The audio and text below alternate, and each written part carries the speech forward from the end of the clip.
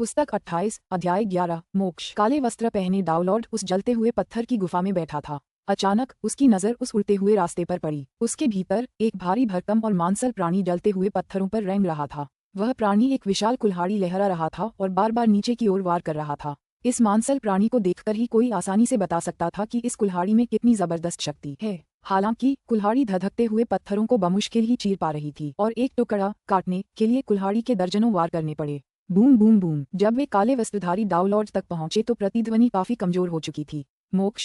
काले वस्त्रधारी डाउलॉर्ड ने उस प्राणी को पुकारा, इधर आओ। जी हाँ गुरुजी। नीचे से एक गड़गड़ाती आवाज गूंजी। फुश। उस उड़ते हुए रास्ते की गहराई से प्रकाश की एक किरण निकली और फिर उस ज्वलंत पत्थर की गुफा में उतर गई। यह एक अजीब अविश्वसनीय रूप से मांसल प्राणी था जिसका नग्न शरीर धात्विक प्रकाश बिखेर रहा था। स्पष्ट रूप से यह कोई सामान्य जीव नहीं था। उस जीव के हाथ में एक काला कुल्हाड़ी था जो लगभग उसकी लंबाई के बराबर था और अंदर जाते ही वह तुरंत सम्मानपूर्वक घुटनों के बल बैठ गया। गुरु, आपकी क्या आज्ञा है? काले वस्त्रधारी डाउलॉर्ड ने सिर हिलाया। 5 विश्व स्तरीय बच्चे पवित्र अमर लोक में प्रवेश कर चुके हैं। हालांकि वे केवल विश्व स्तर पर थे, फिर भी कहा जा सकता है कि वे सभी द्वितीय चरण के डाउलॉर्ड्स के बराबर शक्ति के स्तर तक पहुंच गए हैं। वे पांचों पहले ही मेरे क्षेत्र में प्रवेश कर चुके हैं और वे लगातार इस दिशा में आगे बढ़ रहे हैं। मैं तुम्हें आदेश देता हूं कि जाओ और उनका सफाया कर दो। याद रखना, चाहे कुछ भी हो जाए, उन्हें मेरे प्रिज्मीय किलोलीफ फूल को नुकसान न पहुंचाने देना। मोस्का समझता है, विशालकाय प्राणी ने आदरपूर्वक कहा। तो जाओ, काले वस्त्रधारी डाउलॉर्ड ने आदेश दिया। वह हृष्ट-पुष्ट प्राणी लगातार ऊपर की ओर उड़ता हुआ तुरंत गलियारे से निकल गया। जल्द ही वह संपत्ति की सबसे निचली परत के प्रवेश बिंदु पर पहुंच गया। काले वस्त्रधारी डाउलॉर्ड ने थोड़ा सिर हिलाया। उसे उस अनुचर की मृत्यु की कोई परवाह नहीं थी, क्योंकि वह अनुचर केवल एक छद्म संसार पिल की बदौलत ही आगे बढ़ पाया था। उसका असली काम तो उन नश्वर साधकों को यातना देने में काले वस्त्रधारी डाउलॉर्ड की मदद करना था। काले वस्त्रधारी डाउलॉर्ड जैसा कोई व्यक्ति न तो खुद को नीचा दिखाना चाहेगा और न ही नश्वरों को पीड़ा पहुंचाने में अपनी ऊर्जा बर्बाद करना चाहेगा। वह तो बस अपने अधीनस्थों को ये काम करने का आदेश देगा। 5 बिल्कुल अविश्वसनीय विश्व स्तरीय साधक, उनके बिल्कुल अविश्वसनीय डाउलॉर्ड बनने की पूरी संभावना है।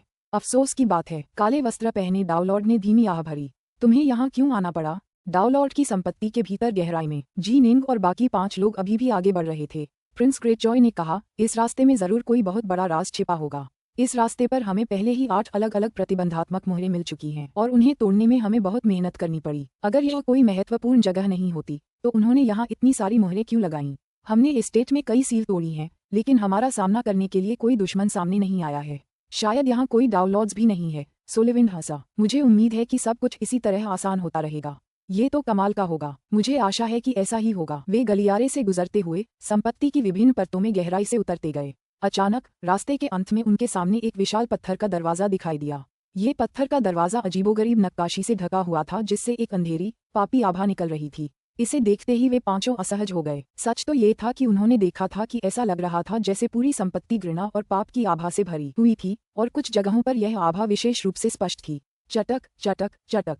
सोलविंट का हृदय लोक प्रक्षेपण और निंग का तलवार इरादा क्षेत्र दोनों पत्थर के दरवाजे से टकरा गए। पत्थर के दरवाजे की सतह पर तुरंत सुनहरे रंग के रून प्रकट हुए और उस पर बहने लगे। ये रून अविश्वसनीय रूप से शक्तिशाली थे और हमलों से उन्हें जरा भी नुकसान नहीं पहुंचा। हार्टलॉर्ड सोलविंड ने ध्यान से उस संरचना की कल्पना की जो अभी अभी पत्थर के दरवाजे के ऊपर प्रकट हुई थी। पांचों में से हार्टलॉर्ड सोलविंड के पास संरचनाओं के दांव में सर्वोच्च स्तर का कौशल था। वह काफी देर तक सिर उठाए पत्थर के दरवाजे को घूरता रहा। जैसा मैं कहता हूँ वैसा करो, हार्टलॉर्ड सोलविंड ने निर्देश दिया। भाईजी निंग, अपनी तलवार से पूरी ताकत से वार करो और यहाँ के रूनों को नष्ट कर दो। उनके हृदय जगत प्रक्षेपण से रून्स का एक विशेष भाग तुरंत प्रकाशित हो गया। भाइयों फायरसज और स्काईफायर, तुम दोनों को इन 2 स्थानों पर हमला करना होगा। हार्टलॉर्ड सोलविंड ने एक बार फिर पत्थर के दरवाजे के ऊपर प्रकाश की चमक छोड़ी। इस बार पत्थर के दरवाजे के सबसे ऊपर और सबसे नीचे रूनों वाले 2 क्षेत्रों की ओर इशारा किया।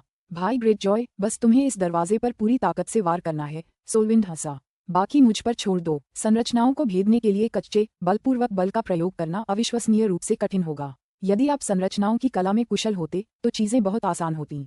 भले ही आप स्वयं संरचना को पार न कर पाएं, यदि आप कुछ महत्वपूर्ण क्षेत्रों को इंगित कर सकें और फिर उन क्षेत्रों पर अपने प्रयासों को केंद्रित कर सकें, तो ये पूरी संरचना को केवल बलपूर्वक भेदने की कोशिश करने से सैकड़ों गुना आसान होगा। सब लोग हमला करो, हार्टलॉर्ड सोलविंड चिल्लाया। स्विश। निंग ने अपनी तलवार से वार किया। तलवार बिना कोई आवाज किए चली, लेकिन जैसे ही उसने दिव्य रूनों पर वार किया, उसकी शक्ति पूरी तरह से प्रकट हो गई और साथ ही एक भयानक भेदक शक्ति भी। अगर निंग चाहता तो वह अंतरिक्ष को चीरकर एक बिल्कुल अलग आयाम में प्रवेश कर सकता था। निम के प्रहार से रूम पूरी तरह से भेद कर अलग हो गए, जिससे पत्थर के दरवाजे को ढकने वाली संरचना कांपने लगी। सच तो ये है कि इतनी बड़ी संरचना के एक छोटे से हिस्से के नष्ट होने से आमतौर पर कोई खास असर नहीं पड़ता। संरचना के केवल एक महत्वपूर्ण हिस्से के नष्ट होने से ही कोई खास असर पड़ता है। अच्छा, हार्टलॉर्ड सोलविंड ने प्रसन्नता का भाव प्रकट किया। निम की तलवार वाकई बहुत भयानक थी। इससे पहले जब वे एस्टेट के अंदर एक के बाद एक सीलबंद अवरोधों को तोड़ रहे थे, तो उनका सामना एक बेहद कष्टदायक अवरोध से हुआ था जिसे राजकुमार ग्रेटजॉय भी नहीं तोड़ पाए थे। आखिरकार निम ही आगे आया और उसने अपनी तलवार से उस संरचना के एक नाजुक हिस्से को भेद दिया। निम की तलवार की भयानक ताकत देखकर सभी दंग रह गए थे। कच्ची, जबरदस्त आक्रमण शक्ति के संदर्भ में प्रिंस ग्रेटजॉय पांचों में सबसे मजबूत था। क्रूरता की दृष्टि से निम की तलवार सबसे घातक थी। हमला। स्काईफायर, ब्राइटशो और फायरसेज ने एक साथ हमला किया। पहले ने आग का इस्तेमाल किया और दूसरे ने पानी का। ये दोनों ऊर्जा के बिल्कुल अलग प्रकार थे और उनकी शक्ति समान थी। परिणामस्वरूप जब वे एकजुट हुए तो ऊर्जा की एक अत्यंत विस्फोटक मात्रा मुक्त हुई। स्काईफायर हाल के वर्षों में वास्तव में बहुत शक्तिशाली हो गया था, शायद इसलिए कि अनंत काल के सूत्र के 12 स्क्रॉल वास्तव में एक अविश्वसनीय तकनीक थे। अब तक स्काईफायर फायरसेज जितना ही शक्तिशाली हो गया था, जो 12 महलों के 4 कुलीनों में सबसे कमजोर सदस्य था। तोड़ो। राजकुमार ग्रेटजॉय ने अपनी विशाल सुनहरी हथेलियां बंद पत्थर के दरवाजे के दोनों ओर नीचे की ओर पटक दी। गड़गड़ाहट। सीलिंग बैरियर मुड़ गया, अब उस उमड़ते हुए बल को सहन नहीं कर पा रहा था जो उस पर लगाया गया था। एक गड़गड़ाहट की आवाज के साथ बंद पत्थर का दरवाजा खुलने लगा और बैरियर स्वाभाविक रूप से टूट गया। पत्थर के दरवाजे के दोनों ओर के हिस्से 2 ताड़ के पेड़ों से टूट गए, जिससे उनके पीछे एक खाली मंडप दिखाई दिया। तो हम इस गलियारे के अंत तक पहुंच गए हैं। निंग और बाकी सभी दंग रह गए। रास्ते में उन्हें कई रुकावटों का सामना करना पड़ा था और उन्हें यकीन था कि पत्थर के दरवाजों के पार एक और रास्ता होगा। किसने सोचा था कि वह एक मंडप होगा? निंग और बाकी 4 लोग सावधानी से आगे बढ़े, हृदयालोक के प्रक्षेपण और तलवार इरादे के क्षेत्र से घिरे हुए। वे पत्थर के दरवाजे से होते हुए मंडप में पहुंचे। खाली मंडप लगभग 30,000 मीटर बड़ा था। मंडप के भीतर एक अत्यंत बलिष्ठ आकृति विराजमान थी। वह प्राणी पूरी तरह से लाल रंग का था और उसकी आंखें भी आग की तरह धधक रही थीं। वह किसी साधारण प्राणी जैसा बिल्कुल नहीं लग रहा था। एक गोलेम। ग्रेटजॉय ने भौहें चढ़ाईं। कितना शक्तिशाली गोलेम है। सोलिविंड का चेहरा भी तनावग्रस्त हो गया। हमने जिस डाउनलॉर्ड को मारा था वह तो बस पहले कदम पर था। यहाँ इतना शक्तिशाली गोलेम क्यों है? निंग का दिल बैठ गया। वे सब समझ गए कि यह एक शक्तिशाली गोलेम से ज्यादा कुछ नहीं था, लेकिन यह उन कमजोर गोलेमों से अलग था जो पवित्र अमरलोक में मौजूद थे। वे गोलेम ज्यादा से ज्यादा एल्डर गॉड स्तर की शक्ति के थे। ये डाउनलॉर्ड स्तर का था। इसकी आभा इतनी भारी और सघन थी कि कोई भी साधारण डाउनलॉर्ड इसकी शक्ति का मुकाबला नहीं कर सकता था। फुफ। महल के दूसरे छोर पर एक और पत्थर का दरवाजा था। वह कसकर बंद पत्थर का दरवाजा गहरी हरी ऊर्जा की एक परत से ढका हुआ था जो नफरत बिखेर रही थी। इतनी घनी नफरत की उसकी सतह पर लगातार दहाड़ते चेहरे दिखाई देते थे। आसपास के इलाकों से अपार मात्रा में सघन तात्विक ऊर्जा इकट्ठा हो रही थी और फिर पत्थर के दरवाजे में और उसके माध्यम से प्रवाहित हो रही थी। घृणा और द्वेष यहाँ इकट्ठा हो रहे हैं। उस पत्थर के दरवाजे के पीछे आखिर क्या है? निंग को एहसास हुआ कि वे पवित्र अमर क्षेत्र के पीछे के कुछ रहस्यों को उजागर करने के बहुत करीब पहुंच रहे थे। पांचों ने एक दूसरे को देखा, उनके दिल बैठ गए। वे सब जानते थे कि यह इस वैकल्पिक ब्रह्मांड की अब तक की सबसे घातक लड़ाई होगी और हो सकता है कि यहीं उनकी मौत हो जाए। हम अपने स्वामी के आदेश पर आकियस क्षेत्र में प्रवेश कर चुके हैं। मैं आपसे विनती करता हूँ कि आप रास्ता दें और हम पांचों को इस पवित्र अमरलोक से मुक्त कर दें। सोलविंड ने कहा, अगर आप हमसे कुछ चाहते हैं तो हमें बताएं। कमल मुद्रा में बैठे विशालकाय गोलेम ने धीरे से अपना सिर उठाया और निंग के समूह को अपनी ज्वलंत आंखों से घूरने लगा। खड़े होते ही उसके होंठ एक क्रूर मुस्कान में खुल गए। फिर उसने अपना बायां हाथ आगे बढ़ाया। तुरंत उसके भीतर एक विशाल काली ढाल प्रकट हुई। फिर उसने अपना दाहिना हाथ आगे बढ़ाया, जिससे एक विशाल महाकुल्हाड़ी प्रकट हुई। एक हाथ में ढाल, दूसरे में एक महान कुल्हाड़ी, और उसकी आभा पूरी तरह से फूट पड़ी, पूरे महल में फैल गई और गूंज और गड़गड़ाहट पैदा कर दी। मैं चाहता हूँ, विशालकाय गोलेम की आवाज गूंजी, तुम सब मर जाओ। धमाका। गोलेम प्रकाश की एक लकीर में परिवर्तित हो गया और सीधे निंग के समूह की ओर बढ़ा। पुस्तक 28, अध्याय 12, मरने के खतरे में। पूरा मंडप मात्र 30,000 मीटर आकार का था और इस प्रकार वह यिन यांग तलवार क्षेत्र से पूरी तरह भर गया था। बिजली और पानी की रोशनी की धारें विशाल तलवारों में बदल गईं जो अपने आसपास की हर चीज को तेजी से काट रही थीं। विशाल गोलेम पर अनगिनत हमले हुए, लेकिन वह निंग के समूह की ओर बढ़ते हुए क्रोध से दहाड़ता रहा। यिन यांग तलवार क्षेत्र उसका कुछ भी नहीं बिगाड़ सका। फुस। हार्टलॉर्ड सोलविंड हवा में ऊपर उठ गया, उसका लाल वस्त्र लहरा रहा था। वह सचमुच एक दिव्य पक्षी में बदल गया था जो आग की लपटों में नहाया हुआ था। उसके आसपास के क्षेत्र में और भी ज्यादा जलते हुए पक्षी दिखाई देने लगे, साथ ही भारी मात्रा में धधकता हुआ लावा भी। ध्यान केंद्रित करो। सोलविंड ने तुरंत कुल 18 भुजाएं प्रकट की और प्रत्येक भुजा एक अग्नि पक्षी की चोंच का प्रतिनिधित्व करती थी, क्योंकि वे सभी उस गोलेम की ओर उड़ गए। मारना, आक्रमण करना। स्काईफायर, ब्राइटशो और वाटरलॉर्ड फायरसेज ने अभ्यासपूर्वक सेनाएं जोड़ लीं। वे बहुत पहले से ही संयुक्त हमलों के आदी हो चुके थे और इस तरह उन्होंने गोलेम पर सीधे पानी और आग के गूंथे हुए हमले किए। निंग ने पहले 3 सिर, 6 भुजाएं, का प्रयोग किया, फिर अपनी 6 दिव्य तलवारें निकालीं। राजकुमार ग्रेटजॉय ने भी सचमुच 6 भुजाएं प्रकट की, जो देखने लायक एक दुर्लभ दृश्य था। उन दोनों के हमले सबसे शक्तिशाली थे, और वे ही सबसे आखिर में हमला करने वाले थे। ग्वार, विशाल गोलेम ने अपने हाथ में विशाल काले ग्रेटेक्स के साथ क्षैतिज रूप से काटते हुए उग्र रूप से दहाड़ लगाई। इस कटाव ने मानो स्वर्ग को धरती से अलग कर दिया हो। निंग और बाकी सभी के दिलों में ठंडक दौड़ गई। हार्टलॉर्ड सोलविंड ने अपने हार्टवेल्ट प्रक्षेपण का उपयोग 18 धधकते अग्निपक्षियों को प्रकट करने के लिए किया था, लेकिन वे सभी इस प्रहार से 2 टुकड़ों में कट गए। सावधान! स्काईफायर ब्राइट शो भी इस झटके से पीछे की ओर उड़ गया और वह गुस्से से चिल्लाकर दूसरों को चेतावनी देने लगा। वूश! जल देवता अग्नि सर्ज का शरीर कमर से फट गया था। चारों तरफ खून बह रहा था और उसकी आंखों में सदमे और क्रोध के भाव थे। और फिर उसका पूरा शरीर पानी की एक धारा में बदल गया जो भागने की कोशिश कर रही थी। Boom boom boom boom boom boom. Rajkumar ग्रेटजॉय की 6 विशाल सुनहरी हथेलियां आसमान से नीचे उतरने लगीं और उस ग्रेटेक्स के किनारे से टकराकर उसे आगे हमला करने से रोक दिया। उनकी बदौलत स्काईफायर और फायरसज बच गए। भाई डार्कनॉर्थ, राजकुमार ग्रेटजॉय ने पीछे की ओर उड़ते हुए मुंह से खून उगल दिया, लेकिन फिर भी वह निंग को एक जरूरी मानसिक संदेश भेजने में कामयाब रहे। तलवार की रोशनी की 6 खामोश धारियां। जैसे ही राजकुमार ग्रेटजॉय ने ग्रेटेक्स बांधा, तलवार की रोशनी की 6 धारियां उसे रगड़ती हुई सीधे गोलेम के दाहिने हाथ की उंगलियों पर जा लगीं। निंग अच्छी तरह जानता था कि यह एक ऐसा गोलेम था जो किसी जादुई खजाने की तरह मजबूत और लचीला था। इस गोलेम को असल में नष्ट करना, चौथे चरण का कोई डोलोड भी ऐसा नहीं कर सकता था। निंग की तो बात ही छोड़िए, निंग की रक्त बूंद की मुद्रा में भेदने की शक्ति थी, ये सच है, लेकिन ये गोलेम के शरीर को 1 इंच भी भेदने में सक्षम नहीं थी। इस प्रकार निंग का एक ही लक्ष्य था, गोलेम के दाहिने हाथ की उंगलियों के जोड़ों पर हमला करना, फिर उसकी महाकुल्हाड़ी छीन लेना।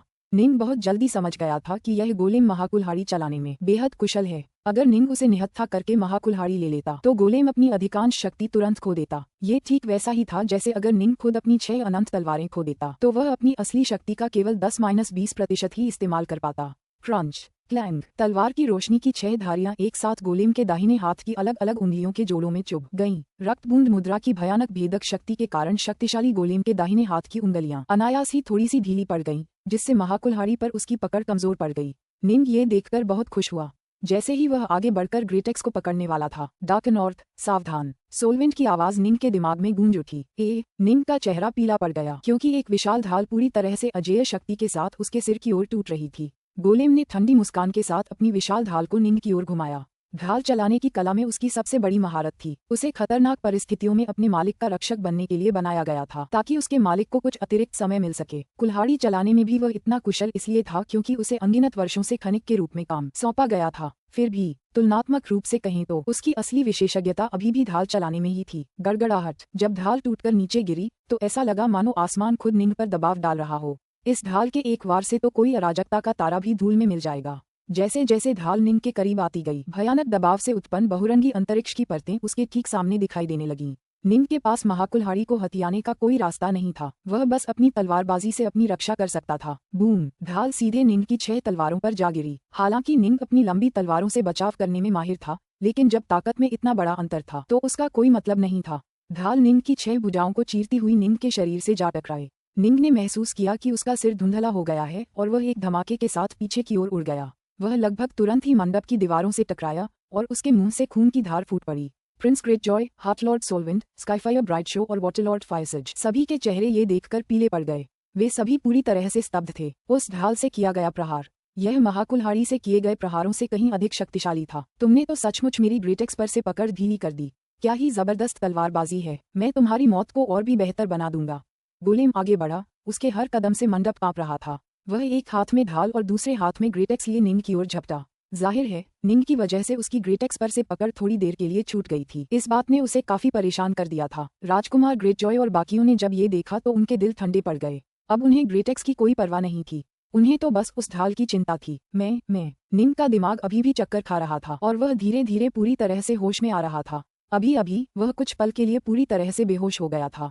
शुक्र है, उसके पास शाश्वत कवच था जो उसकी रक्षा कर रहा था, और वह स्वर्ण मूर्ति तकनीक में पूरी तरह से पारंगत हो चुका था। यही एकमात्र कारण था कि वह उस भयानक प्रहार से बच पाया था। अगर उसके पास थोड़ी कमजोर सुरक्षात्मक दिव्य क्षमता होती, जैसे कि वह जो उसके शरीर को केवल एक साधारण दाव हथियार की कठोरता के बराबर बनाती, तो शायद वह उस टक्कर से मर जाता। शुक्र है, निंग का शरीर किसी उच्च श्रेणी के दाव हथियार जितना मजबूत था। उसे नष्ट करना इतना आसान नहीं था। चकमा 2, भाई डार्कनॉर्थ।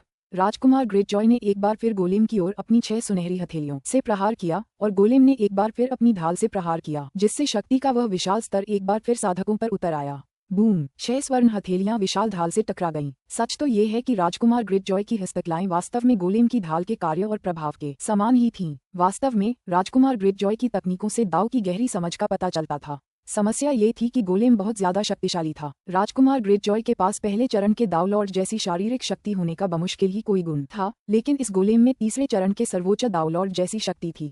हालांकि इसकी तकनीक कमजोर थी, शायद किसी सर्वोच्च विश्वदेवता के बराबर, फिर भी यह राजकुमार ग्रेटजॉय पर पूरी तरह से हावी हो सकता था। एक गोलेम का ढाल चलाने में उस स्तर की निपुणता प्राप्त कर पाना जो किसी सर्वोच्च विश्व देवता के बराबर हो, वास्तव में अविश्वसनीय था। आखिरकार दाव को समझने की क्षमता के मामले में गोलेम स्वभाव से ही सच्चे साधकों से कहीं कमतर होते हैं। टकराना। राजकुमार ग्रेटजॉय के शरीर के हर हिस्से से सुनहरी रोशनी निकल रही थी, जिससे ऐसा लग रहा था मानो वह सोने से बना हो। फिर भी जब उसे पीछे की ओर उड़ा दिया गया तो वह अपने मुंह में सुनहरा तरल थूकने से खुद को नहीं रोक पाया। फिर भी उसके इस अवरोधन ने निंग को पूरी तरह से होश में आने के लिए पर्याप्त समय दे दिया। मरो। गोलेम ने एक बार फिर अपने ग्रेटेक्स से हमला किया, इस बार स्काईफायर ब्राइट शो और वाटरलॉर्ड फायरसज की ओर। उसे मार डालो। निंग को होश आ गया था और उसकी आंखों में एक ठंडी नजर थी। वूश! मंडप के साथ अचानक एक हल्की सी लहर उठी। लहर बहुत नाजुक थी और निंग के यिन यांग तलवार क्षेत्र को भी उसे पहचानना मुश्किल हो रहा था। हालांकि जैसे ही लहर गोलेम के पास पहुंची, गोलेम के चेहरे पर एक अजीब सा भाव उभर आया। स्विश! तलवार की रोशनी की एक क्रूर, कपटी लकीर अचानक प्रकट हुई, जो महाकुल्हाड़ी और ढाल दोनों को बचाते हुए गोलेम के सिर पर वार कर गई। गड़गड़ाहट। गोलेम पीछे की ओर गिरने से खुद को नहीं रोक सका। जैसे ही उसे पीछे की ओर धकेला गया, तलवार की रोशनी की वह सांप जैसी लकीर एक बार फिर प्रकट हुई। इस बार वह सचमुच मुड़ने लगी और उसने तेजी से गोलेम को तलवार की रोशनी के छल्लों में बांध दिया, उसे पूरी तरह से जकड़ लिया। यहाँ आओ। काली धुंध में लिपटी एक आकृति अचानक प्रकट हुई और हाथ हिलाने से गोलेम गायब हो गया। आकृति ने निंग की ओर देखा। गुरु के आदेशानुसार तुम्हें एक बार मेरी मदद लेने की अनुमति है। अब जब मैंने इस गोलेम से निपट लिया है तो मैंने अपना वादा पूरा कर दिया है। निंग अभी भी मंडप की जमीन पर गिरा हुआ था। उसने सिर हिलाया। काले कोहरे में लिपटी यह आकृति उन 4 गोलेमों में से एक थी जिसे सम्राट मिरजनो ने अपने निजी शिष्यों के लिए तैयार किया था। इस गोलेम को हत्यारा के नाम से जाना जाता था। फुश! हत्यारा तुरंत गायब हो गया और मिरजनो पेंटिंग की दुनिया में वापस लौट गया। उस दुनिया के भीतर हत्यारा, सुनहरे वस्त्र पहने सम्राट, मछुआरा और तलवारबाज सभी एक साथ खड़े होकर ढालधारी और कुल्हाड़ीधारी गोलेम को घूर रहे थे। आप सचमुच बहुत तेजी से आगे बढ़े। सुनहरे वस्त्र पहने सम्राट हंसे। यह आदमी ज्यादा बुरा नहीं है। इसे शारीरिक रूप से तीसरे चरण के सर्वोच्च दाव लॉर्ड जितना ही मजबूत माना जा सकता है, हत्यारे ने ठंडे स्वर में कहा। हालांकि उसकी ढाल चलाने की तकनीक कमजोर है और उसकी महान कुल्हाड़ी चलाने की क्षमता उससे भी कमजोर है। कुल मिलाकर उसे तीसरे चरण के कमजोर दाव लॉर्ड जितना ही मजबूत माना जा सकता है। मैं हर लिहाज से उसका एकदम सही प्रतिपक्ष था। यह एक आसान जीत थी। वे चारों तीसरे चरण के सर्वोच्च दाव लॉर्ड्स के बराबर थे। गति और शक्ति के मामले में वे वास्तव में चौथे चरण के दाव लॉर्ड्स की दहलीज तक पहुंच चुके थे और उन सभी में अत्यंत गहन तलवारबाजी थी। हालांकि निंग ने उन्हें पराजित कर दिया था। ऐसा इसलिए था क्योंकि सम्राट मिरजनो ने उन्हें केवल एक निश्चित स्तर की तलवारबाजी का उपयोग करने का आदेश दिया था, लेकिन निश्चित रूप से उनके कौशल तीसरे चरण के एक सच्चे दाव लॉर्ड की तलवारबाजी से थोड़े कमतर थे। इस प्रकार वे औसतन तीसरे चरण के एक सर्वोच्च दाव लॉर्ड जितने ही शक्तिशाली थे। ताकत, गति, समझ, वे हर तरह से इस नए गोलेम से आगे निकल गए। मंडप के भीतर निंग वहीं जमीन पर बैठा रहा। जल प्रभु अग्निसर्ज ने धीरे धीरे पानी की धाराओं से अपना असली शरीर निकाला, जबकि स्काईफायर ब्राइट शो निंग की ओर देखने लगा। सोलविंड ने एक लंबी, सुकून भरी आह भरी। और राजकुमार ग्रेटजॉय का क्या? वह जोर जोर से हंसने लगा। ये तो बहुत करीब था। सोलविंड हंसा। भाई डार्कनॉर्थ, मैं तुम्हारा जीवन ऋणी हूँ। राजकुमार ग्रेटजॉय ने निंग की ओर देखा। निंग ने भी राहत की सांस ली। उस गोलेम ने उन पर बहुत ज्यादा दबाव डाला था। अंततः वे अभी भी विश्व स्तरीय साधकों का 5 आदमियों का समूह ही थे। जब उनका सामना तीसरे चरण के दाव लॉर्ड जैसे गोलेम से हुआ तो वे हर वर्ग में पूरी तरह से चकनाचूर हो गए। अगर ज्यादा समय बीत जाता तो शायद उनकी जान चली जाती। पुस्तक 28, अध्याय 13, काले वस्त्रधारी दाव लॉर्ड। शुक्रिया डार्कनॉर्थ। स्काईफायर ब्राइट शो और वाटरलॉर्ड फायरसज दोनों ने कृतज्ञता से जी निंग की ओर देखा। अभी अगर निंग जरा भी देर करती तो दोनों की जान चली जाती। उन 5 में से वे दोनों निस्संदेह सबसे कमजोर थे। भाई डार्कनॉर्थ, अभी अभी मैंने एक काली आकृति को प्रकट होते देखा। गोलेम को पकड़ो और फिर कहो कि वह सिर्फ एक बार तुम्हारी मदद करेगी। राजकुमार ग्रेटजॉय ने बेचैनी से पूछा। हमने गोलेम को मार गिराया है, लेकिन वह शायद तीसरे चरण के दाव लॉर्ड के बराबर ही था। ऐसा हो ही नहीं सकता कि उसका स्वामी वह दाव लॉर्ड हो जिसे हमने पहले मारा था। यानी इस बात की पूरी संभावना है कि इस संपत्ति में एक दूसरा दाव लॉर्ड भी रहता हो। अगर हम उसके गोलेम से भी नहीं निपट पाए तो उस दाव लॉर्ड के हमले के बाद हम शायद गंभीर खतरे में पड़ जाएंगे। बाकी सब भी इस बात को समझ गए थे। उन्होंने गोलेम को खत्म कर दिया था और जिंदा बच गए थे, जिससे उन्हें कुछ और सांस लेने का मौका मिल गया था, लेकिन खतरा अभी भी बना हुआ था। फिर भी कुछ नहीं किया जा सकता था। अगर यहाँ वाकई कोई और भी ज्यादा शक्तिशाली डाउनलॉर्ड था तो वे उसका सामना करने के अलावा कुछ नहीं कर सकते थे।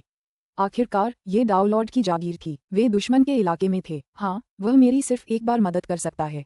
निंग ने सिर हिलाया। मेरे गुरु ने एक बार कहा था कि मैं हर खतरे से निपटने के लिए उस पर भरोसा नहीं कर सकता, इसलिए मुझे सिर्फ एक बार ही मदद मिलेगी। ग्रेटजॉय, सोलविंड और बाकी सभी ने सिर हिलाया। वे इस सिद्धांत को समझ गए थे। निंग ने यह नहीं बताया कि उसके पास 3 और गोलेम हैं।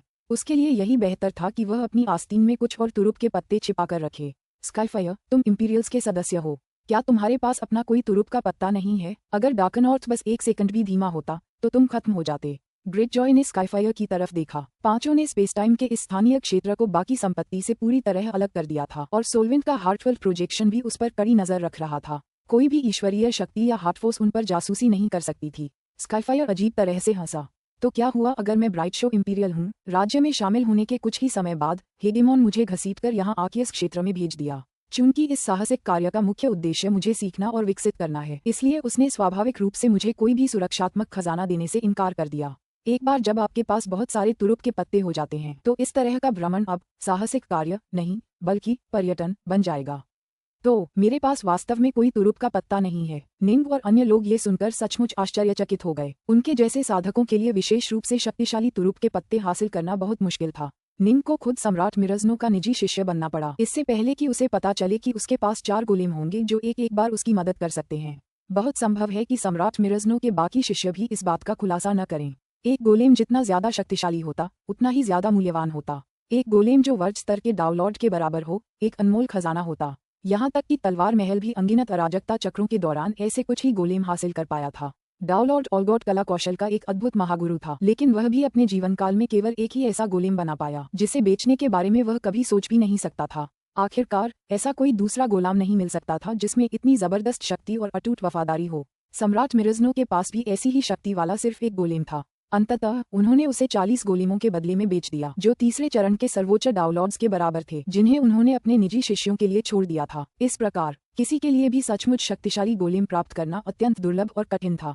कमजोर गोलेम जो पहले या दूसरे चरण के डाउनलॉर्ड्स के समान थे, कहीं अधिक आम थे। 12 महलों के 12 डाउनलॉर्ड क्लाउडविल्ड में से प्रत्येक में इन गोलेमों की एक विशाल संख्या थी। जैसा कि निंग और बाकियों ने देखा, उनके समूह में जिस व्यक्ति के पास सचमुच बेहद शक्तिशाली तुरुप का पत्ता होने की सबसे ज्यादा संभावना थी, वह स्काईफायर ब्राइट शो ही था। आखिरकार उसका समर्थक सर्वशक्तिमान हेगेमॉन था, जिसे सचमुच अनंत प्रदेशों के शिखर पर खड़ा कहा जा सकता था। सर्वशक्तिमान हेगेमॉन द्वारा दिया गया सबसे साधारण तुरुप का पत्ता भी भयानक रूप से शक्तिशाली होता। काश! स्काईफायर के जवाब ने उन चारों को निराश कर दिया। उफ, ये तो मुश्किल होगा। वह ढालधारी गोलेम मोटे तौर पर तीसरे चरण के डाउनलॉर्ड के बराबर था। वे गोलेम बहुत महंगे हैं। उसका स्वामी शायद वर्ज स्तर का डाउनलॉर्ड हो। राजकुमार ग्रेटजॉय थोड़ा चिंतित था। निंग ने एक दिव्य शक्ति क्लोन को मिरजनो पेंटिंग की संपत्ति दुनिया पर उतरने के लिए भेजा। सज्जनों, निंग ने हत्यारे, मछुआरे, सुनहरे वस्त्रधारी सम्राट और तलवारबाज को देखा। क्या तुम इस गोलेम को बांधने में मेरी मदद कर सकते हो? निंग ने पकड़े गए ढालधारी गोलेम की ओर देखा। हालांकि यह सम्राट मिरजनो द्वारा छोड़े गए गोलेमों से कहीं कमजोर था, फिर भी इसमें तीसरे चरण के डाउनलॉर्ड जैसी शक्ति थी और यह निंग के समूह पर हावी हो सकता था और कुछ ही समय में उन्हें मार भी सकता था। अफसोस, निंग ने एक और भी अधिक भयानक गोलेम हत्यारे को रिहा करके धोखा दिया था। अगर हम इसे बांधने में तुम्हारी मदद भी करें तो भी तुम इसे बांध नहीं पाओगे। सुनहरे वस्त्रधारी सम्राट ने अपना सिर हिलाया। हम बस इसे यहीं फंसाए रख सकते हैं और यह सुनिश्चित कर सकते हैं कि यह वापस न लड़ सके। अंततः यह अभी भी एक असाधारण गोलेम है, जबकि तुम्हारी अमर ऊर्जा विश्व स्तर पर बनी हुई है। अगर तुम अपनी ऊर्जा को गोलेम के शरीर में जबरन भेजना चाहते हो और उसके स्वामी की मुहर को मिटाना चाहते हो तो ऐसा किसी भी तरह से संभव नहीं है। निंग ने सिर हिलाया। उसे बस यही उम्मीद थी कि चारों गोलेम के पास कुछ खास तरकीबें होंगी। तीसरे चरण के डाउनलॉर्ड जैसा एक शक्तिशाली गोलेम उसके सामने था, असहाय और बंधा हुआ, लेकिन उसके पास उसे बांधने का कोई उपाय नहीं था। अफसोस की बात यह थी कि उसकी नीले फूलों वाली धुंध की ऊर्जा उसके शरीर से बाहर नहीं निकल पा रही थी, वरना वह शायद गोलेम को बांधने के लिए उसका इस्तेमाल कर पाता। मेरे पास आपके लिए एक प्रश्न है। निंग ने अपनी नजर गोलेम पर घुमाई। विशाल गोलेम ने ठंडी सांस ली।